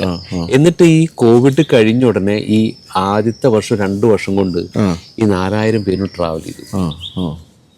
മനസ്സിലായോ? പിന്നെ മറ്റൊന്ന് എന്ന് പറയുന്നത് ഈ കസ്റ്റമേഴ്സിന് ഒരുപാട് നമ്മളുടെ അടുത്ത് ഒരു ട്രസ്റ്റ് ഉണ്ട്. ആ ട്രസ്റ്റ് എന്ന് പറഞ്ഞു കഴിഞ്ഞാൽ പലരും പറയാറുണ്ട് അത് ബാങ്കിലിട്ട പോലെയാണ് എന്നൊക്കെ പറയാറുണ്ട്. കാരണം എന്തെങ്കിലും എല്ലാവരുടെ വീട്ടിലും എന്തെങ്കിലുമൊക്കെ പ്രശ്നം ഉണ്ടാകില്ലേ? എന്തെങ്കിലും ഉണ്ടാകും. ചിലപ്പോൾ ഒരു പെട്ടെന്നൊരു കല്യാണം ആകാം, അല്ലെങ്കിൽ ഒരു ഹസ്ബൻഡിന് വയ്യാകുക, എന്തെങ്കിലുമൊക്കെ, അല്ലെങ്കിൽ വീഴുക, മുട്ട്. അത് വന്ന് ഈ കാര്യം പറയുമ്പോൾ ഞങ്ങൾ അതിൻ്റെ കംപ്ലീറ്റ് പൈസ തിരിച്ചു കൊടുക്കുകയാണ്. മനസ്സിലായോ? കാരണം after all we are humans അല്ലേ? അതിനകത്ത് നമ്മൾ എന്തിനാണ്, ഇതാണ് നമ്മുടെ നിയമം, ഇതിങ്ങനെയാണ്, ഇത് നോൺ റീഫണ്ടബിൾ ആണ്, വി സഫർ. എയർലൈനിൽ നിന്നൊന്നും പറ്റില്ല. ആ പൈസ ലാസ്റ്റ് മിനിറ്റിലൊന്നും നമുക്ക് ഒരാളെയും കിട്ടില്ല. നമുക്ക് അയാട്ട ഉണ്ടല്ലോ അല്ലേ? പിന്നെ നമുക്ക് എല്ലാം ഉണ്ട്, അയാട്ട അക്രഡിറ്റേഷനും എല്ലാം ഉണ്ട്. നമ്മള് കുറെ ടിക്കറ്റുകളൊക്കെ ഇൻഡിവിജ്വൽസ് നമ്മുടെ ഓഫീസിൽ തന്നെ ചെയ്യാം. ഞാൻ പറഞ്ഞു, പക്ഷെ ഗ്രൂപ്പിനെ നമുക്കത് ഒരു ടെൻഷൻ വേണ്ട. അപ്പൊ അതുകൊണ്ട് ഇപ്പോഴും ഞങ്ങള് ഏതെങ്കിലും ഒരു അയട്ടേനെയാണ് ഉപയോഗിക്കുന്നത്. മനസ്സിലായോ? അതിപ്പോ എല്ലാ മാസങ്ങളും അതിന് കോടികളാണ് നമ്മൾ ഇഷ്യൂ ചെയ്യുന്നത്. മലയാളികളുടെ ഏറ്റവും പ്രിഫേർഡ് ഇന്റർനാഷണൽ ഡെസ്റ്റിനേഷൻ ഏതാ? ഒരു സംശയം വേണ്ട, അത് യൂറോപ്പ് തന്നെയാണ്. ആണല്ലേ? തായ്ലൻഡ് അല്ല? തായ്ലൻഡിലേക്ക് പോകുന്നത് അതിപ്പോ ഈ 20-30 തവണ തായ്ലൻഡ് പോയിട്ടുള്ള മലയാളികൾ നമ്മുടെ നാട്ടിലുണ്ട്. മൂന്നാർ പോകുന്ന പോലെയാ എനിക്ക് തോന്നുന്നു. പക്ഷെ നമുക്ക് ഏറ്റവും എക്കണോമിക്കലായിട്ടും പ്രത്യേകിച്ച് ഇവിടെ ഫ്ലൈറ്റ് കയറി 3.5 മണിക്കൂർ കൊണ്ട് എത്തുകയും ചെയ്യുന്ന ഒരു സ്ഥലം എന്നുള്ളൊരു ഉണ്ട്. അത് പ്രത്യേകിച്ച് തന്നെ ആക്കം കൂട്ടിയത് ഡയറക്റ്റ് ഫ്ലൈറ്റ്. ആദ്യം നമുക്ക് സിംഗപ്പൂർ പോകണമായിരുന്നു. അതെ, അല്ലെങ്കിൽ ചെന്നൈ വഴി ഇന്ത്യൻ എയർലൈൻസ്. ഞാനൊക്കെ പണ്ട് അങ്ങനെ. ഇപ്പോ ഈ ഇവിടുന്ന് നേരെ അങ്ങ് 3.5 മണിക്കൂർ കൊണ്ട് പുലർച്ചെ അവിടെ എത്തി. മനസ്സിലായോ? ഞങ്ങളത് ഒരുപാട് ഒരു വർഷം ഒരു 10-60 ഗ്രൂപ്പാണ് ചെയ്യുന്നത്. അതൊക്കെ ഫുള്ളായിട്ടതാ. അപ്പൊ ഇന്നുണ്ട് ഡിപ്പാർച്ചർ, ഇന്നലെ ഒരു ഡിപ്പാർച്ചർ ഉണ്ട്, 2-3 ഗ്രൂപ്പ് ഇപ്പൊ അവിടെ ഉണ്ട്. അപ്പൊ അത് തന്നെയാ ചോദിക്കാറുള്ള കാര്യം. അത് ലോകത്തിന്റെ പല ഭാഗങ്ങളിൽ 10-20 ഗ്രൂപ്പ് സഞ്ചരിച്ചുകൊണ്ടിരിക്കുമ്പോ എങ്ങനെയാണ് സോമൻ ചേട്ടൻ വീട്ടിൽ കിടന്ന് പറയുന്നത്?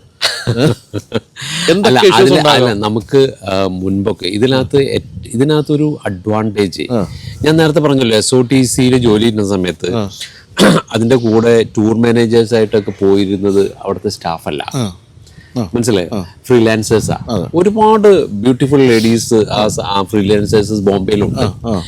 ഇവിടെ ഞാൻ ചെയ്തത് ഞങ്ങളുടെ സ്റ്റാഫ് തന്നെയാണ്. അതായത് ഒരു ഇപ്പം നമുക്ക് 48 49 ടൂർ മാനേജേഴ്സ് ഉണ്ട്. ശരി. ഓ, അപ്പോൾ അതായത് ചിലപ്പോൾ അതിൽ അവരുടെ തന്നെ പാസഞ്ചർ ആയിരിക്കും, ഓ, ഓ, അവർ തന്നെ ബുക്ക് ചെയ്തിട്ടുള്ളവരായിരിക്കും. അപ്പോൾ ആ കമ്മിറ്റ്മെന്റ് മനസ്സിലായി. വേറെ ഒരു പുറത്തുനിന്ന് ഒരാളെ തന്നെ നമ്മൾ ഹയർ ചെയ്തിട്ട് പോകുമ്പോൾ അവർക്ക് എന്ത് കമ്മിറ്റ്മെന്റ് ആണ്. ശരി, ഒരു ഒബ്ലിഗേഷനും ഇല്ല. ഒരു വർഷം ഞങ്ങളൊരു സൗത്ത് അമേരിക്കയ്ക്ക് ഞങ്ങൾക്ക് അങ്ങോട്ട് പോകാൻ ഒരാളെ കിട്ടാതെ ആയപ്പോൾ, കാരണം ഓൾറെഡി ആ സമയത്ത് 2 അമേരിക്ക നടന്നുകൊണ്ടിരിക്കുകയാണ്. അപ്പോൾ ഞങ്ങൾ പുറത്തുനിന്ന് ഒരാളെ ഹയർ ചെയ്തപ്പോൾ we learned a big lesson. കാരണം എന്തെങ്കിലും ചെറിയൊരു ഇഷ്യൂ ഉണ്ടാവുന്ന സമയത്ത് ആള് പറയാണ്, അതെ ഞാൻ സ്റ്റാഫ് അല്ല, അങ്ങോട്ട് വിളിച്ചോളാം. മനസ്സിലായോ? തീർന്നില്ല കാര്യം. അവരുടെ എക്സ്പെക്ടേഷൻ അതല്ലല്ലോ. അല്ലേ? ചിലപ്പോ ഒരു 2 ഗ്രൂപ്പിനുള്ള ആള് ഒരു ദിവസം പോവുകയാണ്. അപ്പൊ ചിലപ്പോൾ നമുക്ക് ഈ 2 ഗ്രൂപ്പിനെയും എസ്കോർട്ട് ചെയ്യാൻ ചിലപ്പോൾ ഒരാള് ഉണ്ടാവാതെ വരുമ്പോൾ നമ്മൾ ആ രാജ്യത്തെ എക്സ്പീരിയൻസ്ഡ് ആയിട്ടുള്ള ഒരാളെ തന്നെ നമ്മൾ ഒരു മലയാളിയെ കൊണ്ടുപോവുകയാണെങ്കിൽ പോലും നമ്മുടെ കസ്റ്റമേഴ്സ് ഹാപ്പി അല്ല. ശരിയാ, അതെ, മനസ്സിലായോ?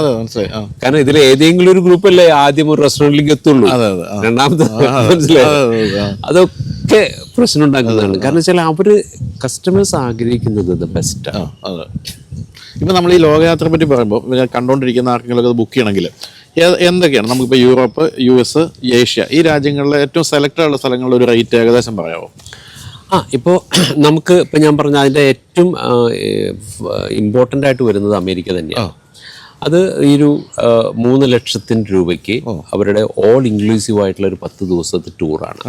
മനസ്സിലായോ? ഈ പോകുന്നതെല്ലാം തന്നെ ഈ ഖത്തർ എയർവേസിലും എമിറേറ്റ്സിലും സിംഗപ്പൂർ എയർലൈൻസിലാണ്. എനിക്ക് ഇപ്പോഴും മനസ്സിലാകുന്നില്ല. ഞാനിപ്പോൾ കഴിഞ്ഞ ആഴ്ച US പോയിട്ട് വന്നോളൂ ഖത്തർ എയർവേസിൽ. അതിന്റെ ടിക്കറ്റ് റേറ്റ് എനിക്കറിയാം. അങ്ങനെയുള്ളപ്പോൾ എങ്ങനെയാണ് 3 ലക്ഷം രൂപ എനിക്ക് ഇപ്പോഴും മനസ്സിലായിട്ടില്ല.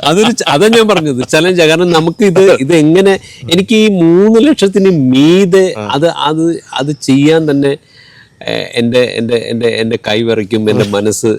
അപ്പോൾ എത്ര അതിൽ കോംപ്രമൈസ് ചെയ്താലും മനസ്സിലായോ, അതിന് റെഡിയാണ്. അത് വേറെ രീതി.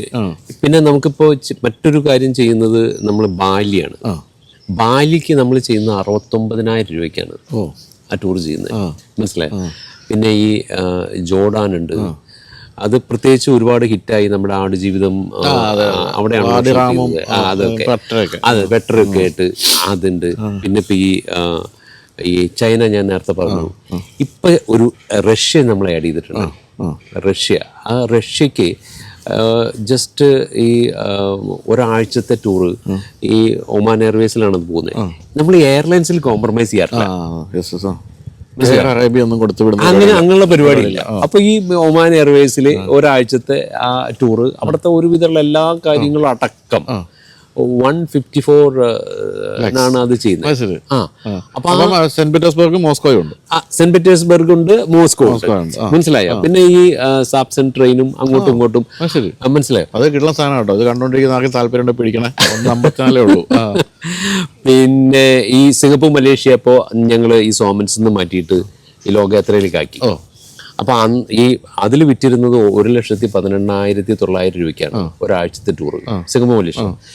ഇതിലേക്ക് 94,900 നിൽക്കുന്നത് ഓൾ ഇൻക്ലൂസീവ് ഈ ലോകയാത്രയിൽ. 2 രാജ്യങ്ങൾ ഒരാഴ്ച. അതായത് അത് ചെയ്തിരുന്നത് നമ്മൾ കംപ്ലീറ്റ് ഇങ്ങോട്ട് മാറ്റി. അവിടെ ചെല്ലുമ്പോൾ സെന്റോസ വേറെ പൈസ പരിപാടിയില്ല, ഓൾ ഇൻക്ലൂസീവ്. കാരണം ഇന്നത്തെ കസ്റ്റമേഴ്സ് അവരാഗ്രഹിക്കുന്നത് പലപ്പോഴും ഞങ്ങൾക്ക് ഇതിനകത്ത് ചിലക്ക് ഫേസ് ചെയ്യുന്ന ഇഷ്യൂ എന്ന് പറഞ്ഞു കഴിഞ്ഞാൽ, നമ്മൾ ആദ്യം മലേഷ്യയിലാണ് പോകുന്നതെങ്കിൽ മലേഷ്യയിൽ അറിയാലോ അവിടെ കുറച്ച് എക്സ്പെൻസ് കുറവാണ്.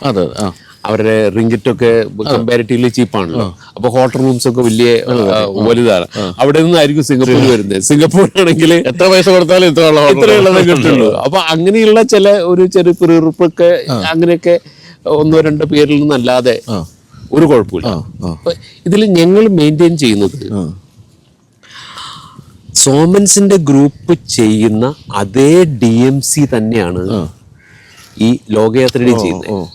അപ്പൊ ആ സർവീസിൽ നമുക്കൊരു കോംപ്രമൈസ് ചെയ്യാൻ പറ്റില്ല. ഗൈഡ് പോലും ഒരാൾ തന്നെയായിരിക്കും. ഫുഡ് കഴിക്കുന്നത് ഒരു സ്ഥലത്തു നിന്നായിരിക്കും. മനസ്സിലായോ? ചിലപ്പോ അതിന് ഹോട്ടലിൽ മാത്രമാണ് എന്തെങ്കിലും ചേഞ്ചസ് വരുന്നത്. പക്ഷെ അതുകൊണ്ട് അഡ്വാൻറ്റേജ് ഒരുപാടാണ്. ചെറിയൊരു എമൗണ്ട് കൊടുത്താൽ മതി. ഒരാഴ്ചത്തെ സിംഗപ്പൂർ മലേഷ്യയാണ് ഈ 94,900 കിട്ടുന്നത് അല്ലേ? അതെ അതെ ശരിയാണ്. ഈ മലയാളികളോട് സൗമ്യനോട് പറയാനുള്ള ഒരു കാര്യം എന്താ, ഏത് രാജ്യമാണ് കാണേണ്ടത്? ഇത്രയും രാജ്യങ്ങൾ പോയിട്ടുള്ള ആളെന്നുള്ള നിലയ്ക്ക് ഏത് രാജ്യം കാണണം, നിങ്ങൾ കണ്ടിരിക്കണം എന്ന് പറയുന്നത് ഏത് രാജ്യമായിരിക്കും? ഇപ്പൊ എനിക്ക് ഏറ്റവും ഇഷ്ടപ്പെട്ട 1-2 സ്ഥലങ്ങളുണ്ട്. അതിന്റെ ഇപ്പോ ഈയിടെയായിട്ട് ഞാൻ അങ്ങോട്ട് മാത്രമാണ് പോകുന്നത്. മനസ്സിലായോ? ടൂർണമെന്റായിട്ട്. അതിലൊന്ന് ആഫ്രിക്കയാണ്. അത് അവിടുത്തെ ജനങ്ങളെല്ലാം തന്നെ ഒരു ഡൗൺ ടു എർത്ത് അല്ലേ? പോയിട്ടില്ലേ? പിന്നെ ഞാൻ 10-14 രാജ്യങ്ങളിൽ പോയി ആഫ്രിക്കയിൽ. അപ്പൊ അവിടെ ഇപ്പൊ ഈയിടെയായിട്ട് സൗത്ത് ആഫ്രിക്കയുടെ കൂടെ കഴിഞ്ഞ വർഷം മുതൽ ഞങ്ങൾ ആഡ് ചെയ്തിട്ടുണ്ട് സിംബാബ്വേയും സാംബിയയും വിക്ടോറിയ ഫോൾസ്. അതൊരു സംഭവം തന്നെയാണ്. 1.25 ഓൾമോസ്റ്റ് 1.25 കിലോമീറ്റർ ആണ് ഇതിന്റെ റേഡിയസ്. എന്താണ് അല്ലേ? അമേസിംഗ് ആണ്. അതിന്റെ മുന്നിൽ വേറൊരു വാട്ടർഫോൾസ് എനിക്ക് ഇഗാസ് കണ്ടിട്ടും അല്ല സത്യം അത് തന്നെ. ഞാൻ ഇഗാസ് കണ്ടു കഴിഞ്ഞാൽ നമുക്ക് വിക്ടോറിയ ഫോൾസിന് മുന്നിൽ ഒന്നുമല്ല. ബിഗസ്റ്റ് ആണ്, ഏറ്റവും വലുതാണ് അല്ലേ? It's roaring. നമുക്കൊരു 5-6 കിലോമീറ്ററും അവിടെ തന്നെ നമുക്ക് ശബ്ദം മാത്രമല്ല, വെള്ളം മഴ പെയ്യുന്ന പോലെ വെള്ളം 1 കിലോമീറ്റർ അപ്പുറത്തുനിന്ന് പോലും നമ്മുടെ ദേഹത്തേക്ക് വരുന്നത്. അതിന്റെ മുകളിൽ ഹെലികോപ്റ്റർ റൈഡും ഒക്കെ ഉണ്ട്. ഹെലികോപ്റ്റർ അയ്യോ ഒരു രക്ഷയില്ല. ഞാൻ പിന്നെ ആ ബോട്സ്വാന അതിലത്തെ എനിമൽസ്, അതിന്റെ ചോബൻ നാഷണൽ പാർക്ക്, പിന്നെ അതിന്റെ ഈ നമുക്ക് ഒരു ടൂറില് നമുക്ക് കാണാൻ പറ്റുന്നത് ഒരു 10,000 ആനകളെ. അതിനുശേഷം നമ്മൾ വയനാട് കൂടെ പോകുമ്പോൾ ആനയുടെ വാലൊന്നും കണ്ട മൈൻഡ് ഇല്ല. ശരിക്കും തമാശ. സിംഹങ്ങളായാലും ഇങ്ങനെ കിടക്കല്ലേ, ചുമ്മാ ഒരു വിലയില്ലാത്ത പോലെ. മറ്റൊരു ഡെസ്റ്റിനേഷൻ ഞാൻ കൂടുതൽ പ്രൊമോട്ട് ചെയ്യുന്നത് ഗ്രീസ് ആണ്. ഗ്രീസ് എന്ന് പറഞ്ഞു കഴിഞ്ഞാൽ നമ്മുടെ സിവിലൈസേഷൻ അതിന്റെ തുടക്കം തന്നെ അവിടെയാണല്ലോ. അങ്ങനെ നോക്കുമ്പോൾ ശരിക്കും പറഞ്ഞാൽ ഇന്ത്യയായിട്ട് കിടപിടിക്കുന്ന രാജ്യമാണ്, ചരിത്രത്തിന്റെ പാരമ്പര്യത്തിന്റെ. അത് അവിടെയാണ് വെച്ചെങ്കിൽ നമ്മുടെ ഏറ്റവും ആദ്യം ഒരു ഗെയിംസ്, അതായത് നമ്മുടെ ഒളിമ്പിക്സ് സ്റ്റാർട്ട് ചെയ്തത് അവിടെയാണ് 2750 വർഷം മുന്നെയാണ്. അപ്പൊ അത് ഇപ്പോഴും ഈ ഒളിമ്പിക്സ്, പുതിയ ഒളിമ്പിക്സിന്റെ ദീപശിഖ കത്തിക്കുന്നത് അവിടെയാണ്. ഇപ്പോഴും അവിടെ അതാ ഗ്രീക്ക് സുന്ദരിമാര് അവരുടെ അന്നത്തെ ആ കോസ്റ്റ്യൂമൊക്കെ ഇട്ടിട്ട് ആണ് ഇത് കത്തിക്കുന്നത്. അപ്പൊ അത് ഒഴിവാക്കാൻ പറ്റാത്തതാണ്.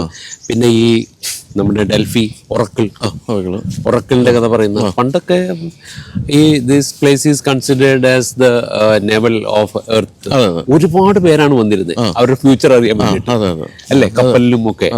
ആ ഡൽഹി, പിന്നെ ഈ ഏതൻസ് വളരെ ഇമ്പോർട്ടൻ്റ് ആണ്. പിന്നെ അവിടുത്തെ ഈ കുറച്ച് ഐലൻഡുകളുണ്ട്, സാന്റോറിനി, കാണേണ്ടതാണ്. കുറച്ച് കോസ്റ്റ്ലിയാണ്.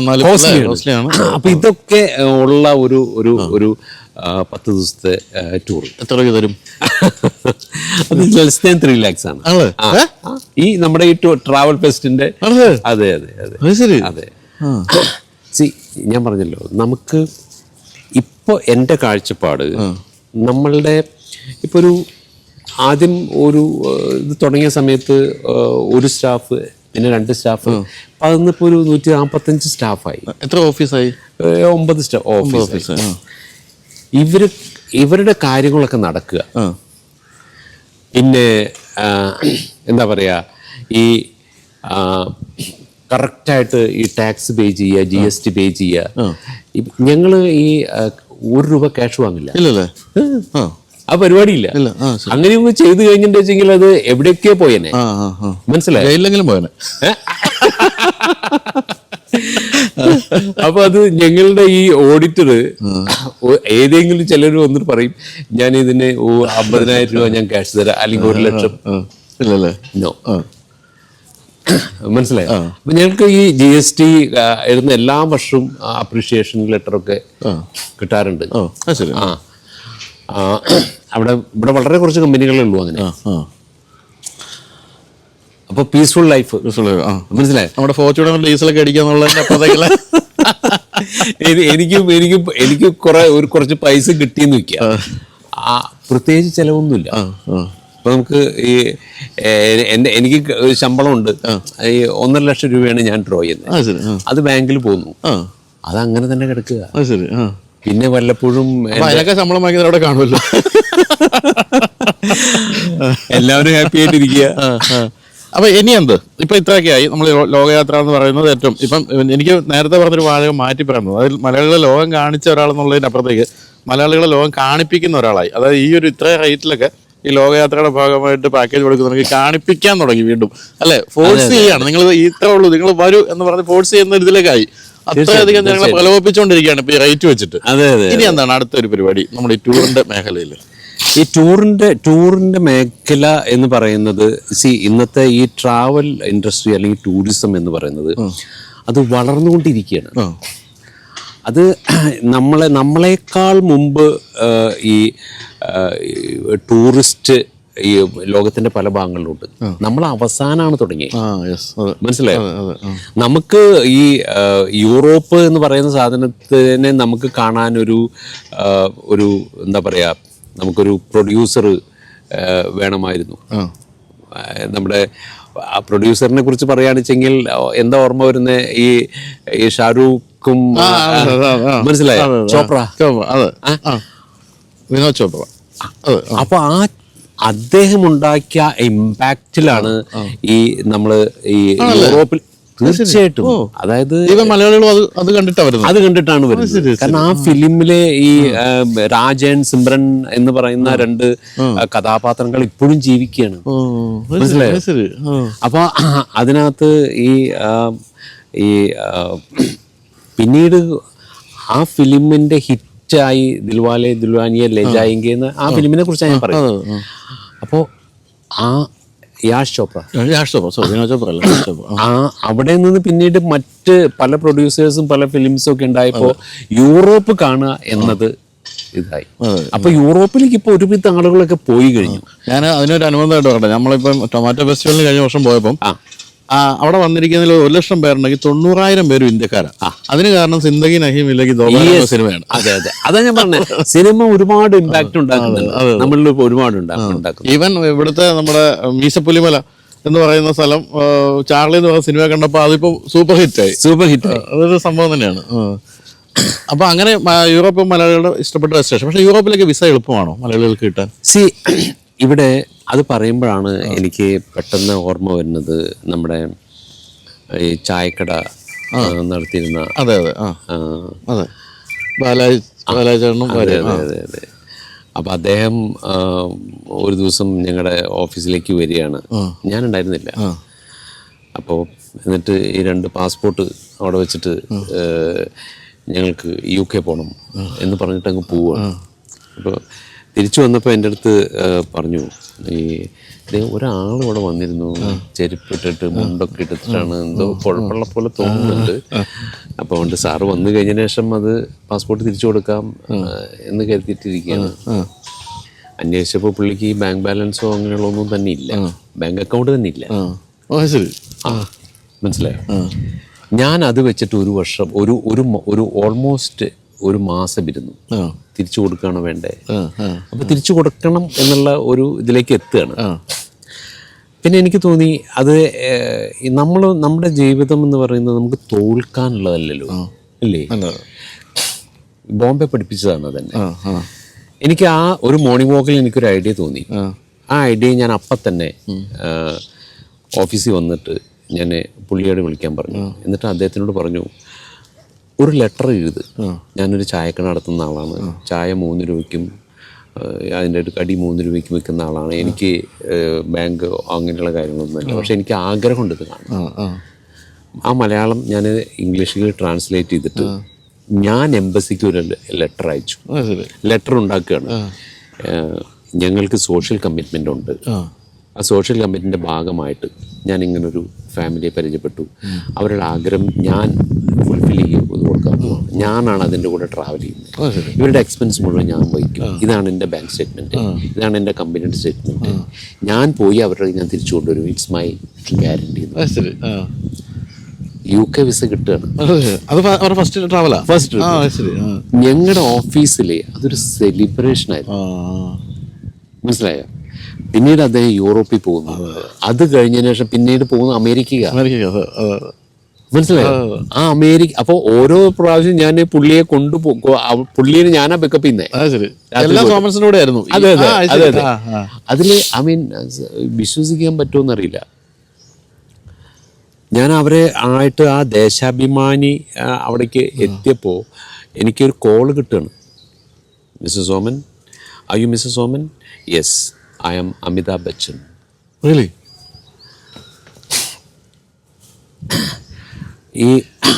You have an American too? Yes. And you have a passenger named Alaji. So and so. Yes. Tell him I'm transferring 50,000 to his account. ശരി. ഉടനെ അവിടുന്ന് പിറ്റേ ദിവസം അനുപം കയറുക, എൻ്റെ പിറ്റേ ദിവസം ഷബാന ആസ്മി, പിന്നെ വേറൊരു കോസ്റ്റ്യൂം ഡിസൈനർ. മനസ്സിലായി? Become A hit. അതെ. പിന്നെ ആനന്ദ് മഹീന്ദ്ര ഇടയ്ക്ക് സ്പോൺസർ ചെയ്തു അല്ലേ? അതെ. പക്ഷെ അദ്ദേഹം നേരത്തെ മരിച്ചു, അല്ലെങ്കിൽ ഇപ്പൊ എത്ര രാജ്യങ്ങൾ പോകേണ്ടത്. അദ്ദേഹം ഞങ്ങളുടെ കൂടെ UK-യും യൂറോപ്പും അമേരിക്കയും ഈവൻ സൗത്ത് അമേരിക്ക, ഈ ചൈന, ഹോങ്കോങ്, അങ്ങനെ അതായത് ഒരുവിധമുള്ള രാജ്യങ്ങളൊക്കെ പോയത്. പുള്ളിയുടെ ഒരു ആഗ്രഹം മാത്രം നടന്നില്ല, അത് ജപ്പാനായിരുന്നു. ശരി. പിന്നെ പുള്ളി മരിച്ചു. പിന്നീട് ആ ആഗ്രഹം സാധിക്കാൻ വേണ്ടിയിട്ട് പുള്ളിയുടെ വൈഫിനെ ഞങ്ങൾ മനസ്സിലായി, അവരുടെ കൂടെ അവരുടെ മക്കളൊക്കെ കൂടെ പോയി. But we sponsored her free ആയിട്ട്. സോഷ്യൽ ഒബ്ലിഗേഷൻ വേണമല്ലോ. അതെ. ഞാൻ ബോംബെ ലൈഫായിരിക്കാം എനിക്ക് എൻ്റെ മനസ്സിലെപ്പോഴും ഉള്ളത്. Nothing impossible. നമുക്ക് നമ്മളുടെ ഉദ്ദേശശുദ്ധി അതിനകത്തുണ്ടെങ്കിൽ, അതിനകത്തൊരു കുറച്ചൊരു സത്യസന്ധതയൊക്കെ ഉണ്ട് എങ്കിൽ അത് നടത്താൻ പറ്റും. ശരിയാണ്. ഞാൻ എൻ്റെ സ്റ്റാഫിനോട് ഇടയ്ക്ക് ഈ മീറ്റിങ്സിലൊക്കെ പറയും നത്തിങ് ഇമ്പോസിബിൾ ആണ്. കാരണം ബോംബെയിൽ ഇമ്പോസിബിൾ ഇല്ല. ശരിയാണ്. അവിടെ ജീവിക്കാൻ പറ്റില്ല. മനസ്സിലായി? അതുകൊണ്ടായിരിക്കാം 1000 പേരുള്ള ട്രെയിനിലും തൂങ്ങിക്കിടന്ന് പോയാൽ പറ്റൂ രാവിലെ. നത്തിങ് ഇമ്പോസിബിൾ അല്ലേ? അതായത് പലപ്പോഴും തോന്നാറുണ്ട് ഈ ഓഫീസിലേക്ക് വരാൻ വേണ്ടിയിട്ടാണോ വീട്ടിലേക്ക് പോകുന്നത്? കാരണം ആരും അടുത്തല്ല. മനസ്സിലായോ? കറച്ചത്തു നിന്നൊക്കെയാണ്, ഈ പൂനെന്നൊക്കെയോ ഈ VT സ്റ്റേഷനിലേക്കും ഒക്കെ ചർച്ചയിലേക്ക് വരുന്നത്. മനസ്സിലായോ? ഒരുപാട് എന്നെ what ever I M today, I think this all I owe to Mumbai, my Mumbai. ശരി. മുംബൈയിൽ ജീവിച്ച എല്ലാവരും മുംബൈയോട് ഭയങ്കരമായിട്ട് സ്നേഹം കാണിക്കുന്നവരായിരിക്കും. ഇപ്പോഴത്തെ ഒരാൾ അവിടെ പോയിട്ട് ഒരു 2 ദിവസം ഒരാഴ്ച താമസിക്കാൻ പറഞ്ഞാൽ പറ്റുമോ? ഇല്ല, ഞാനത് പറയാൻ പറ്റുമോ? നമുക്ക് ചെന്നാ തിരിച്ചു പോകുന്ന അറിയുന്നേ ഉള്ളൂ. ശരിക്കും ആ ട്രെയിനിൽ ആ സ്റ്റേഷനിൽ അവിടെ നിന്നിട്ട് ആ ട്രെയിനിന്റെ അത് നിർത്തി കഴിഞ്ഞതിന് ശേഷം അതിലേക്ക് കയറാൻ പറ്റും. അത് ഇങ്ങനെ അങ്ങ് എടുത്തോണ്ട് പോകാണല്ലോ, കേറയല്ലോ. ശരിയാണ്. അപ്പോൾ നമുക്ക് ഇനി ഡൊമസ്റ്റിക്കും കൂടെ പറഞ്ഞിട്ട് എനിക്ക് ഒന്ന് അവസാനിപ്പിക്കാം. ഡൊമസ്റ്റിക് നമ്മൾ മലയാളികൾ ഏറ്റവും കൂടുതൽ ഇഷ്ടപ്പെടുന്ന ഡൊമസ്റ്റിക് ഡെസ്റ്റിനേഷൻ ഏതാ? അത് ഓഫ് കോഴ്സ് ഞങ്ങൾ ഏറ്റവും കൂടുതൽ ചെയ്തിരുന്നത് കാശ്മീർ. അത് ഒരു വർഷത്തിലെ ഒരു 60-70 ഡിപ്പാച്ചേഴ്സ് ആയിരുന്നു. അതിങ്ങനെ കണ്ടിന്യൂസ് ആയിട്ട് പോവുകയാണ്. അത് ഈ ഒരു 7-8 മാസം നമുക്ക് ചെയ്യാൻ പറ്റും. അതാണ് ഏറ്റവും കൂടുതൽ. അതിനൊരു സ്റ്റോപ്പാണ് അവിടെ നടന്ന അതെ 27 ഗ്രൂപ്പാണ് ഞങ്ങൾക്ക് ക്യാൻസൽ ചെയ്യേണ്ടി വന്നത്. 27 ഗ്രൂപ്പ്സ്. കാരണം എവരിഡേ ഒരു ഗ്രൂപ്പാ. മനസ്സിലായോ? ചില ദിവസങ്ങളിൽ 2 ഗ്രൂപ്പാണ്. ആ 27 ഗ്രൂപ്പ് ക്യാൻസൽ ചെയ്യേണ്ടി വന്നു. പക്ഷെ ഇപ്പൊ അത് വീണ്ടും തുടങ്ങി വെച്ചു. പിന്നെ മറ്റൊന്ന്, ഏറ്റവും കൂടുതൽ ആളുകൾ പോകുന്നത് രാജസ്ഥാൻ, പിന്നെ ഗുജറാത്ത്. എനിക്ക് അയോധ്യ ഇപ്പൊ ഒരു വലിയ ഡെസ്റ്റിനേഷൻ. അതെ. അത് പ്രത്യേകിച്ച് ഈ നമ്മുടെ അമ്പലവും കാര്യങ്ങളൊക്കെ വന്നപ്പോ നമ്മുടെ എയർപോർട്ടിൽ കാണുന്ന ഗ്രൂപ്പുകൾ ഒത്തിരി അത് പോകുന്നുണ്ട്. ഒരുപാട് പേര് പോകുന്നുണ്ട്. ഏതാ സംഘടിപ്പിക്കാൻ എളുപ്പം? ഇന്റർനാഷണൽ ടൂറാണോ ഇന്ത്യൻ ടൂറാണോ? ഇന്ത്യൻ ടൂറ് എന്ന് പറഞ്ഞു കഴിഞ്ഞിട്ടുണ്ടെങ്കിൽ ആഫ്റ്റർ ഓൾ നമ്മുടെ ഇന്ത്യ ആണല്ലോ. ഇതിനകത്ത് നമുക്ക് ആകെ കൂടിയിട്ടുള്ള ഒരു മൈനസ് പോയിന്റ് ഞാൻ കാണുന്നത്, അത് കുറച്ച് വർഷങ്ങൾക്ക് മുമ്പ് നമ്മുടെ റോഡാ. പക്ഷെ ഇപ്പോൾ ഈ നോർത്ത് ഇന്ത്യയിലെ റോഡുകളൊക്കെ ഗംഭീര റോഡാണ്. ഇപ്പൊ നമ്മളിപ്പോ ഈ ഡൽഹിയിൽ നിന്ന് ആ UP-യിലേക്ക് ഈ താജ്മഹൽ കാണാൻ വേണ്ടി പോയി നോക്കി, ഒരു യമുന എക്സ്പ്രസ് ശരിക്കും മുഖ്യമന്ത്രി പറഞ്ഞ അമേരിക്കൻ മോഡൽ റോഡ് അവിടേക്കാ അല്ലേ?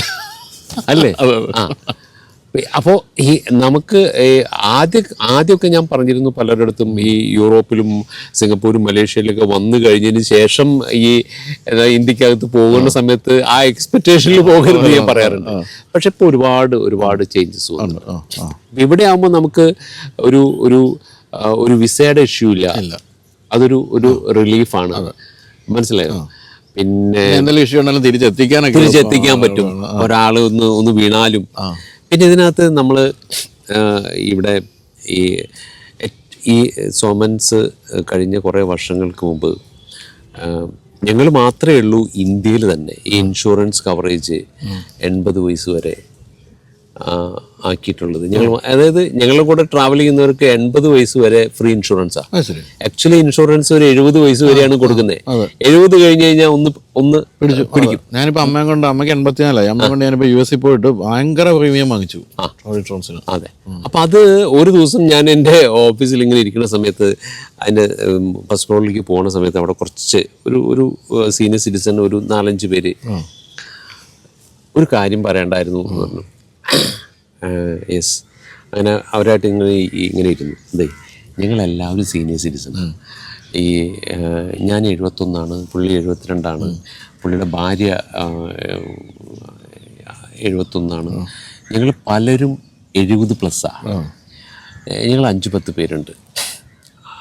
ഇവിടെ വന്നപ്പോഴാണ് മനസ്സിലാകുന്നത് എല്ലാ കാര്യങ്ങളും ഉണ്ട്. പക്ഷേ 70-ന് മീതെയുള്ളവർക്ക് ഇൻഷുറൻസ് പേ ചെയ്യണം. നിങ്ങൾ ഇത്രയും സോമൻസ്, ഇത്രയും വലിയൊരു കമ്പനി ഇതൊക്കെ ചെയ്യുന്നതല്ലേ, ഞങ്ങളൊന്ന് കൺസിഡർ ചെയ്യാവും. മനസ്സിലായോ? ഞാൻ അന്ന് എടുത്ത തീരുമാനമാണ് 80 വയസ്സ് വരെ. അതുകൊണ്ട് ആ ഓരോരുത്തരുടെ മനസ്സിലും ആ ഫേസിലും ഉണ്ടാകുന്ന സന്തോഷം ഉണ്ടല്ലോ, ടെൻഷൻ ഫ്രീ ആയിട്ട് പോകാൻ പറ്റും എന്നുള്ളത് അല്ലേ? ശരിക്കും ഞാനിപ്പം ഫാമിലി ആയിട്ടൊന്ന് ദുബായി പോയിട്ട് മോക്ക് അവിടെ വെച്ച് ഒരു ഫുഡ് പോയ്സൺ അടിച്ചിട്ട് രാത്രി 2 IV ഇട്ടതിന് 25,000 രൂപ വാങ്ങിച്ചു. 2 IV അപ്പോൾ തീർച്ചയായിട്ടും ഇൻഷുറൻസ് എടുക്കാന്നുള്ളത് മസ്റ്റാണ്. നിങ്ങളത് ഒട്ടും ഉപേക്ഷ വിചാരിക്കരുത് ആ കാര്യത്തിൽ. അതെ. പലരും എന്തു വരാനാ, ഐ എം സോ ഹെൽത്തി, എനിക്ക് എന്ത് ഒന്ന് സ്ലിപ്പായ പോലെ. പിന്നെ അതെ, അവിടെ ഹോസ്പിറ്റൽസ് ഒക്കെ എത്ര എക്സ്പെൻസീവ് ആണ്. ഒന്നാമത് എല്ലാവർക്കും അവിടെ ഇൻഷുറൻസ് ഉള്ളതുകൊണ്ട് അവർക്കൊരു മയവും ഇല്ല. അത് തന്നെ. അതിൻ്റെ ഇടയ്ക്ക് ഞാൻ കോവിഡ് ഷിപ്പ് വെച്ചിട്ട് എനിക്ക് എൻ്റെ ഒരു വിരലൊരു പ്രശ്നം വന്നിട്ട് ഡോക്ടറെ കാണാൻ ശ്രമിച്ചപ്പം 45,000 റുപ്പീസ് അത് അവിടെ ഇരുന്നോട്ടെന്ന് വെച്ചു. വിരൽ വെച്ച് കെട്ടി വെച്ച് നടന്നു. ഇത്തരം ഇപ്പൊ എത്ര രാജ്യങ്ങളിൽ പോയി കാണും സോമചേട്ടൻ? ഞാൻ ഈ പോകാത്ത കുറെ രാജ്യങ്ങൾ എന്ന് പറയുന്നത് നമ്മുടെ ഈ ആഫ്രിക്ക ഭൂഖണ്ഡത്തില് ഞങ്ങള് ടൂർ ചെയ്യുന്നത് ഒരു 5-6 രാജ്യത്തേക്കേ ഉള്ളൂ. മനസ്സിലായി? അതിലെ കുറെ രാജ്യങ്ങൾ ഞാൻ പോയിട്ടില്ല. സൊമാലിയ പോലുള്ള. അതെ. ബാക്കി ഒരു ഇതെല്ലാം തന്നെ പോയി കവർ ചെയ്തിട്ടുണ്ട്. അപ്പൊ യാത്രയുടെ ഈ ഒരു പാഷനേറ്റ് യാത്ര എന്നുള്ളതിലേക്ക് ഇപ്പോഴും ആ ഒരു എക്സൈറ്റ്മെന്റ് ഉണ്ടോ? തീർച്ചയായിട്ടും. ഞാൻ ഇപ്പോഴും ടൂർ മാനേജേഴ്സാണ്. ഇപ്പോഴും ഞാൻ ടൂർ മാനേജറാണ്. എനിക്ക് ഞാൻ ഈ 26-27 വർഷം മുന്നേ ഒരു ടൂറ്, അപ്പം അന്ന് ഞാൻ മാത്രമേ ഉള്ളൂ. അപ്പം ആ സമയത്ത് ആ പോകുന്ന സമയത്ത് ഈ 30 പേരെ അല്ലെങ്കിൽ 35-40 പേരെയായിട്ട് പോകുന്ന സമയത്തുള്ള ആ ഒരു മൈൻഡ് ഉണ്ടല്ലോ, ഒരു ഫ്രെയിം, അതിപ്പോഴും ഉണ്ട്. മനസ്സിലായി? അതിന് ഒരു മാറ്റം വന്നിട്ടില്ല. കാരണം ഓരോരോ പ്രാവശ്യം പുതിയ ആളുകളാണ്. നമ്മൾ ഒരു ഇഷ്ടപ്പെട്ട ഒരു ജോലി ചെയ്യുമ്പോൾ അത് നമുക്ക് അതിനകത്ത് മാക്സിമം ഇൻവോൾവ് ചെയ്യാൻ പറ്റും. മനസ്സിലായോ? ഈ ഒരാളുടെ പ്രായം ചെന്ന ഒരാളുടെ ഒരു പെട്ടി ചുമക്കാനോ അതായത് ബസ്സിൽ നിന്ന് എടുത്തു വെക്കാനോ ഒരു മടിയും വിചാരിക്കേണ്ട കാര്യമില്ല. അത് ചെയ്യാൻ പറ്റുന്നത് വരെ ഈ ടൂർ മാനേജറായിട്ട് പോകാൻ പറ്റുള്ളൂ. ഈ സ്ഥാപനം നടത്താനും പറ്റും അല്ലേ? ആ പാഷൻ പോയി കഴിഞ്ഞാൽ പോയില്ലേ അല്ലേ? പോയി. അതെ. പിന്നെ ഒരു ഡെയിലി ഒരു റൊട്ടീൻ പോലെ അങ്ങ് പോവുള്ളൂ. അതെ. പലർക്കും ഞാൻ ഇന്നും ഓഫീസിലെ 9:15 ആകുമ്പോഴേക്കും എത്തും, അല്ലെങ്കിൽ 9:30 എത്തും. മിക്കവാറും അവസാനം പോകുന്നത് ഞാനായിരിക്കും. 9 മണിക്ക് തന്നെ ആയിരിക്കും. ഞാൻ എല്ലാ ദിവസവും ഓഫീസിലുണ്ട്, അല്ലെങ്കിൽ ടൂറിൽ എവിടെയെങ്കിലും ഉണ്ട്.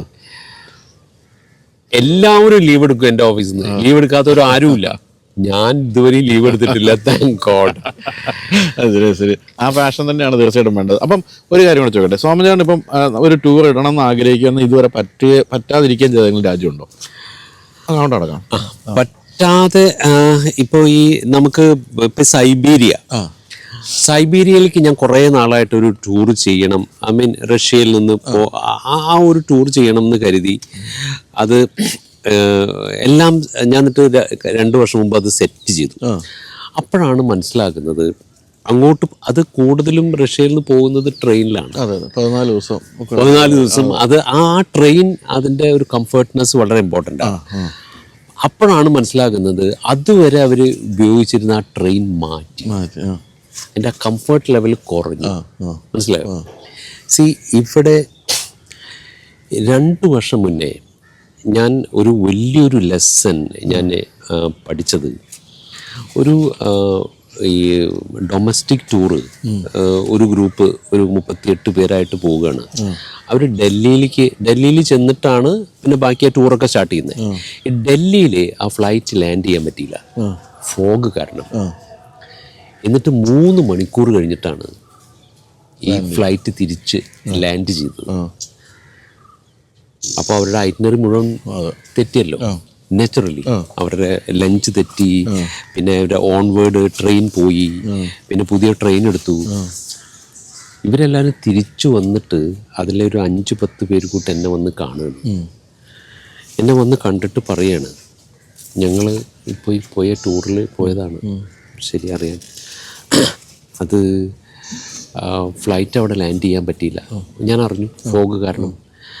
പക്ഷേ അത് ഞങ്ങൾ സോമൻസ് ഒന്നും അത് എക്സ്പെക്റ്റ് ചെയ്തില്ല. അപ്പം ഞാൻ പറഞ്ഞു, സാർ അത് ഫോഗല്ലേ, നമുക്കെന്ത് ചെയ്യാൻ പറ്റും?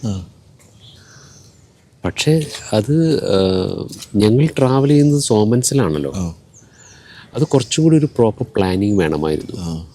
ഈ സമയത്ത് ഫോഗ് ഉണ്ടാകുമെന്ന് ആൻറ്റിസിപ്പേറ്റ് ചെയ്തിട്ട് ഈ ഡേറ്റിൽ അത് ചെയ്യാൻ പാടില്ലായിരുന്നു. മനസ്സിലായി? സമയത്ത് ചെയ്യരുതായിരുന്നു. എന്തിനാ പറയുന്നത്? ഞാൻ ആ 38 പേർക്കും അതിനൊരു കോമ്പൻസേഷനായിട്ട് ഓരോരുത്തർക്കും 5000 രൂപ വീതം കൊടുത്തു. മനസ്സിലായോ? അപ്പൊ എനിക്ക് മനസ്സിലായി ഈ കസ്റ്റമർ എത്രമാത്രം വലിയ ഒരു ഭാരമാണ് എന്നിൽ നിന്ന് എക്സ്പെക്ട് ചെയ്യുന്നത്. എനിക്ക് മനസ്സിലായോ? അത് വലിയൊരു അറിവാണ് ഉണ്ടാക്കി എനിക്ക്, അവരുടെ ആ ട്രസ്റ്റും എക്സ്പെക്ടേഷൻ എന്ന് പറയുന്നത്. ശരിയാണ്. ഈ സൈബീരിയുടെ കാര്യത്തിൽ ഈ ഒരു പ്രശ്നം എനിക്ക് തോന്നുന്നു. അപ്പൊ ഞാനത് ഡ്രോപ്പ് ചെയ്തു. മനസ്സിലായി? അത് ഇപ്പൊ ചോദിച്ചില്ലേ ഏതാ ചെയ്യാത്തതെന്ന്. അങ്ങനെ, അതായത് നമ്മളൊരു ഐറ്റിനറി ഉണ്ടാക്കുന്ന സമയത്ത് നമ്മൾ ആദ്യം ആ പാസഞ്ചേഴ്സിന്റെ മനസ്സിലേക്ക് കൊണ്ടുവരും. മനസ്സിലായി? ഈ കഴിഞ്ഞ ദിവസം ഞങ്ങള് ഈ കോയമ്പത്തൂര് കഴിഞ്ഞ ഞായറാഴ്ച ഞങ്ങളുടെ കോയമ്പത്തൂർ ട്രാവൽ ടെസ്റ്റ് ആയിരുന്നു. അപ്പോൾ അവിടെ ഒരു ഗ്രൂപ്പ് ഓഫ് തമിഴിയൻസ് വന്നിട്ട് പറഞ്ഞു, ഞങ്ങൾക്ക് ഈ റഷ്യയിലേക്ക് ഒരു 20 പേരുണ്ട്, നിങ്ങൾക്ക് പോകണം, ഓഗസ്റ്റ് മാസത്തിലാണ് പോകണം. ഞാൻ പറഞ്ഞു, പോകരുത്, 40-45 ഡിഗ്രി ചൂടാണ്, യൂറോപ്പിന്റെ ആ ഒരു ഭാഗത്തേക്കും പോകരുത്. മനസ്സിലായോ? നമ്മൾ എന്തിനാണ് അങ്ങനെ അയ്യോ ഓക്കെ അതെടുത്തോ, ഈ 20-30 ബുക്കിംഗ് അല്ലേ കിട്ടുന്നത്, അതങ്ങ് എടുത്താ പോരെ. നിങ്ങൾ പറഞ്ഞ സമയത്ത് നിങ്ങൾ ആവശ്യപ്പെട്ടതല്ലേ ഓഗസ്റ്റിൽ പോവാന്. നമുക്കത് അങ്ങനെ പറയാൻ പറ്റും. പക്ഷേ ഇങ്ങനെ സോമൻസ് ചെയ്യില്ല. കാരണം വെച്ചാൽ അവർ കഷ്ടപ്പെടുകയാണ്. കാരണം പലരും അത് പോകുന്ന സമയത്താണ് ആ ക്ലൈമറ്റ് ഒക്കെ നോക്കുന്നത്. ശരിയല്ലേ? പിന്നെ വൈറ്റ് നൈറ്റ്സും ആണ്, ഉറക്കം രാത്രി ഉണ്ടാവില്ല. അപ്പൊ എന്തായാലും ഇത്തരത്തിലുള്ള പല കാര്യങ്ങളാണ് ഇപ്പോഴും സോമൻസിനെ മുൻനിര നിർത്തുന്നത്. നമുക്കറിയാവുന്ന പോലെ ഇപ്പൊ ഈ പറഞ്ഞല്ലോ, 20,000-ലധികം പേര് ഇന്റർനാഷണൽ ട്രാവൽ എല്ലാ വർഷവും ചെയ്യുന്നു, 10,000-ലധികം പേര് ഡൊമസ്റ്റിക് ചെയ്യുന്നു. അങ്ങനെ 28 വർഷം എന്ന് പറയുമ്പോൾ ആലോചിച്ച് നോക്കുക, സോമൻസ് വഴി യാത്ര ചെയ്തവരുടെ ഒരു എണ്ണം എത്ര ലക്ഷം വരുമെന്നുള്ള കാര്യം. അത് തീർച്ചയായിട്ടും കാര്യം ഇതൊരു ബിസിനസ്സായിട്ട് തന്നെയാണ് ചെയ്യുന്നതെങ്കിൽ പോലും അത്രയും പേരെ ലോകം കാണിക്കുക എന്ന് പറയുന്ന ഒരു വളരെ ഗംഭീരമായ കാര്യമാണ്. കാരണം ലോകം കാണുക എന്നുള്ളതാണ് മലയാളികൾക്ക് നല്ല ആർക്കായാലും ഒരു മനോവികാസം ഉണ്ടാകാൻ ഏറ്റവും വേണ്ടത്. അപ്പോൾ അതുകൊണ്ട് തന്നെ ലോകം കാണിക്കുക എന്ന് പറയുന്നത് ശരിക്കും പറഞ്ഞാൽ വളരെ ഒരു ദൈവികമായൊരു കാര്യമായിട്ടാണ് ഞാൻ കരുതുന്നത്. അത് സോമചേട്ടൻ വർഷങ്ങളായിട്ട് ചെയ്തുകൊണ്ടിരിക്കുന്നു. അപ്പം ഈ പറഞ്ഞ പോലെ 2 തരത്തിലുള്ള ടൂറുണ്ട്. ഒന്ന് കുറച്ച് എക്സ്പെൻസീവ് എന്നല്ല, കുറച്ചുകൂടി, അതായത് നമ്മൾ കമ്പയർ ടു ലോകയാത്ര കുറച്ചുകൂടി എക്സ്പെൻസീവായ ടൂറുണ്ട്. കൂടാതെ നിങ്ങൾക്ക് ബജറ്റ് ഫ്രണ്ട്ലി ആയിട്ട് പോകാവുന്ന ലോകയാത്ര എന്നുള്ള പേരിൽ ധാരാളം രാജ്യങ്ങൾ. അതിപ്പോൾ ഇതിൻ്റെ റേറ്റൊക്കെ ഞാൻ ഞെട്ടിപ്പോയി. കാരണം ഞാൻ ഈ എപ്പോഴും യാത്ര ചെയ്യുന്നതുകൊണ്ട് എനിക്കറിയാം ഇതിനുള്ള ഒരു പ്രത്യേകിച്ച് എയർലൈനുകളുടെ കാര്യത്തിൽ ഞെട്ടിക്കുന്ന റേറ്റാണിപ്പോൾ. എന്നിട്ടും ആ ഒരു റേറ്റിൽ കൊണ്ടുപോകാൻ പറ്റുന്നു എന്ന് പറയുന്നത് മോശമല്ല. ഇപ്പം സോമൻസ് വഴി പോയ പലരും ഇത് കാണുന്നുണ്ടാവും. എല്ലാവരും നിങ്ങളുടെ ഒരു അനുഭവം കമൻറ്റ് ചെയ്യുക. തീർച്ചയായിട്ടും എല്ലാം പോസിറ്റീവ് ആയിരിക്കും എന്നുള്ള കാര്യത്തിൽ എനിക്ക് ഉറപ്പുണ്ട്. അപ്പം ഇനി വലിയ എന്താ പറയുക, ആശംസ നേരേണ്ട കാര്യമില്ല. ഇത് ഭംഗിയായിട്ട് മുന്നോട്ട് പോയിക്കൊണ്ടിരിക്കുന്ന സ്ഥാപനമാണെങ്കിൽ പോലും കൂടുതൽ മലയാളികൾ, ലക്ഷക്കണക്കിന് മലയാളികൾ വീണ്ടും ലോകം കാണിക്കുക, അങ്ങനെ മലയാളികൾക്ക് ഒരു മനോവികാസം കൂടുതൽ ഉണ്ടാകട്ടെ എന്ന് ആശംസിക്കുന്നു. അതിലെനിക്ക് തീർച്ചയായിട്ടും. ഇനിയിപ്പോൾ എന്താണ് തൊട്ടടുത്ത ദിവസങ്ങളിൽ നമ്മൾ ട്രാവൽ ഈ ഒരു ഫെസ്റ്റിവൽ ഉണ്ടോ? അയ്യോ, ഇതാ ഇപ്പോൾ ഞങ്ങൾ നാളെ കോട്ടയത്താണ്. എവിടെയാണ് കോട്ടയത്ത്? നാളത്തെ നമ്മുടെ ഇതിൽ വരികയല്ല. കോട്ടയത്ത് നാളെ 10-ാം തീയതി, ഈ അത് കഴിഞ്ഞിട്ട് ഇടുക്കി മറ്റന്നാ, അതിൻ്റെ അടുത്ത ആഴ്ച, അതായത് അടുത്ത സാറ്റർഡേ കണ്ണൂര്, സൺഡേ കാഞ്ഞങ്ങാട്. അങ്ങനെ പോവാണ്. അതായത് ഈ നവംബർ, ഡിസംബർ, ജനുവരി ഈ 3 മാസമാണ് നമ്മൾ ഈ ട്രാവൽ ഫെസ്റ്റ് നടത്തുന്നത്. അപ്പം അതിൽ നമുക്ക് ഈ വർഷം ഞങ്ങളുടെ ടാർഗറ്റ് എന്ന് പറയുന്നത് 10,000 ആണ്. ആ 10,000-ൽ തന്നെ ഇപ്പം ഏകദേശം ഒരു 7,000+ ക്രോസ് ചെയ്തു ഈ കോയമ്പത്തൂർ കഴിഞ്ഞ ആഴ്ചയോട് കൂടി. ഇനി ഒരു 3,000 കൂടിയാണ് നമുക്ക് വേണ്ടത്. പിന്നെ ബാക്കി ഈ 10,000 ആണ് നമ്മൾ ഈ മറ്റേ ഈ സോഷ്യൽ മീഡിയയിൽ കൂടി അങ്ങനെയൊക്കെ കിട്ടുന്നത്. ഞാൻ ഈ ഇന്റർനാഷണലിന്റെ കാര്യം പറയാം. അപ്പോൾ ഇത്രയും സ്ഥലങ്ങളിലൊക്കെ ഉണ്ട്. അതിലൊക്കെ പങ്കെടുക്കുകയാണെങ്കിൽ നിങ്ങൾക്ക് ഈ പറഞ്ഞല്ലോ കുറച്ചുകൂടി ഡിസ്കൗണ്ടിൽ അല്ലേ യാത്ര ബുക്ക് ചെയ്യാൻ സാധിക്കും.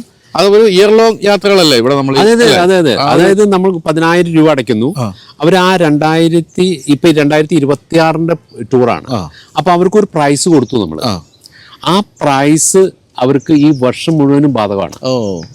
എത്ര പൈസ വാങ്ങിച്ചാലും ഈ വർഷം മാത്രം നമ്മളതിനെ ഈ യാത്രക്കാരെ ബുദ്ധിമുട്ടാക്കുന്ന ഒരു ഫാക്റ്റും കൂടി ഉണ്ട്. അതും കൂടി പറഞ്ഞേ പറ്റൂ. അത് മറ്റൊന്നല്ല, നമ്മളുടെ ഇന്ത്യൻ റുപ്പിയുടെ പൊസിഷൻ അത് ഡേ ബൈ ഡേ താഴത്തേക്ക് പോയിക്കൊണ്ടിരിക്കുകയാണ്. ഈ കഴിഞ്ഞ വർഷം ഈ സമയത്ത് ഈ യൂറോ ഈ 92, 93 എന്ന് പറയുന്നത് ഞങ്ങൾ ഈ നവംബറിൽ ഇത് ചെയ്യുന്ന സമയത്ത് 100 ഇപ്പം 106 നിൽക്കുന്നത്. മനസ്സിലായോ?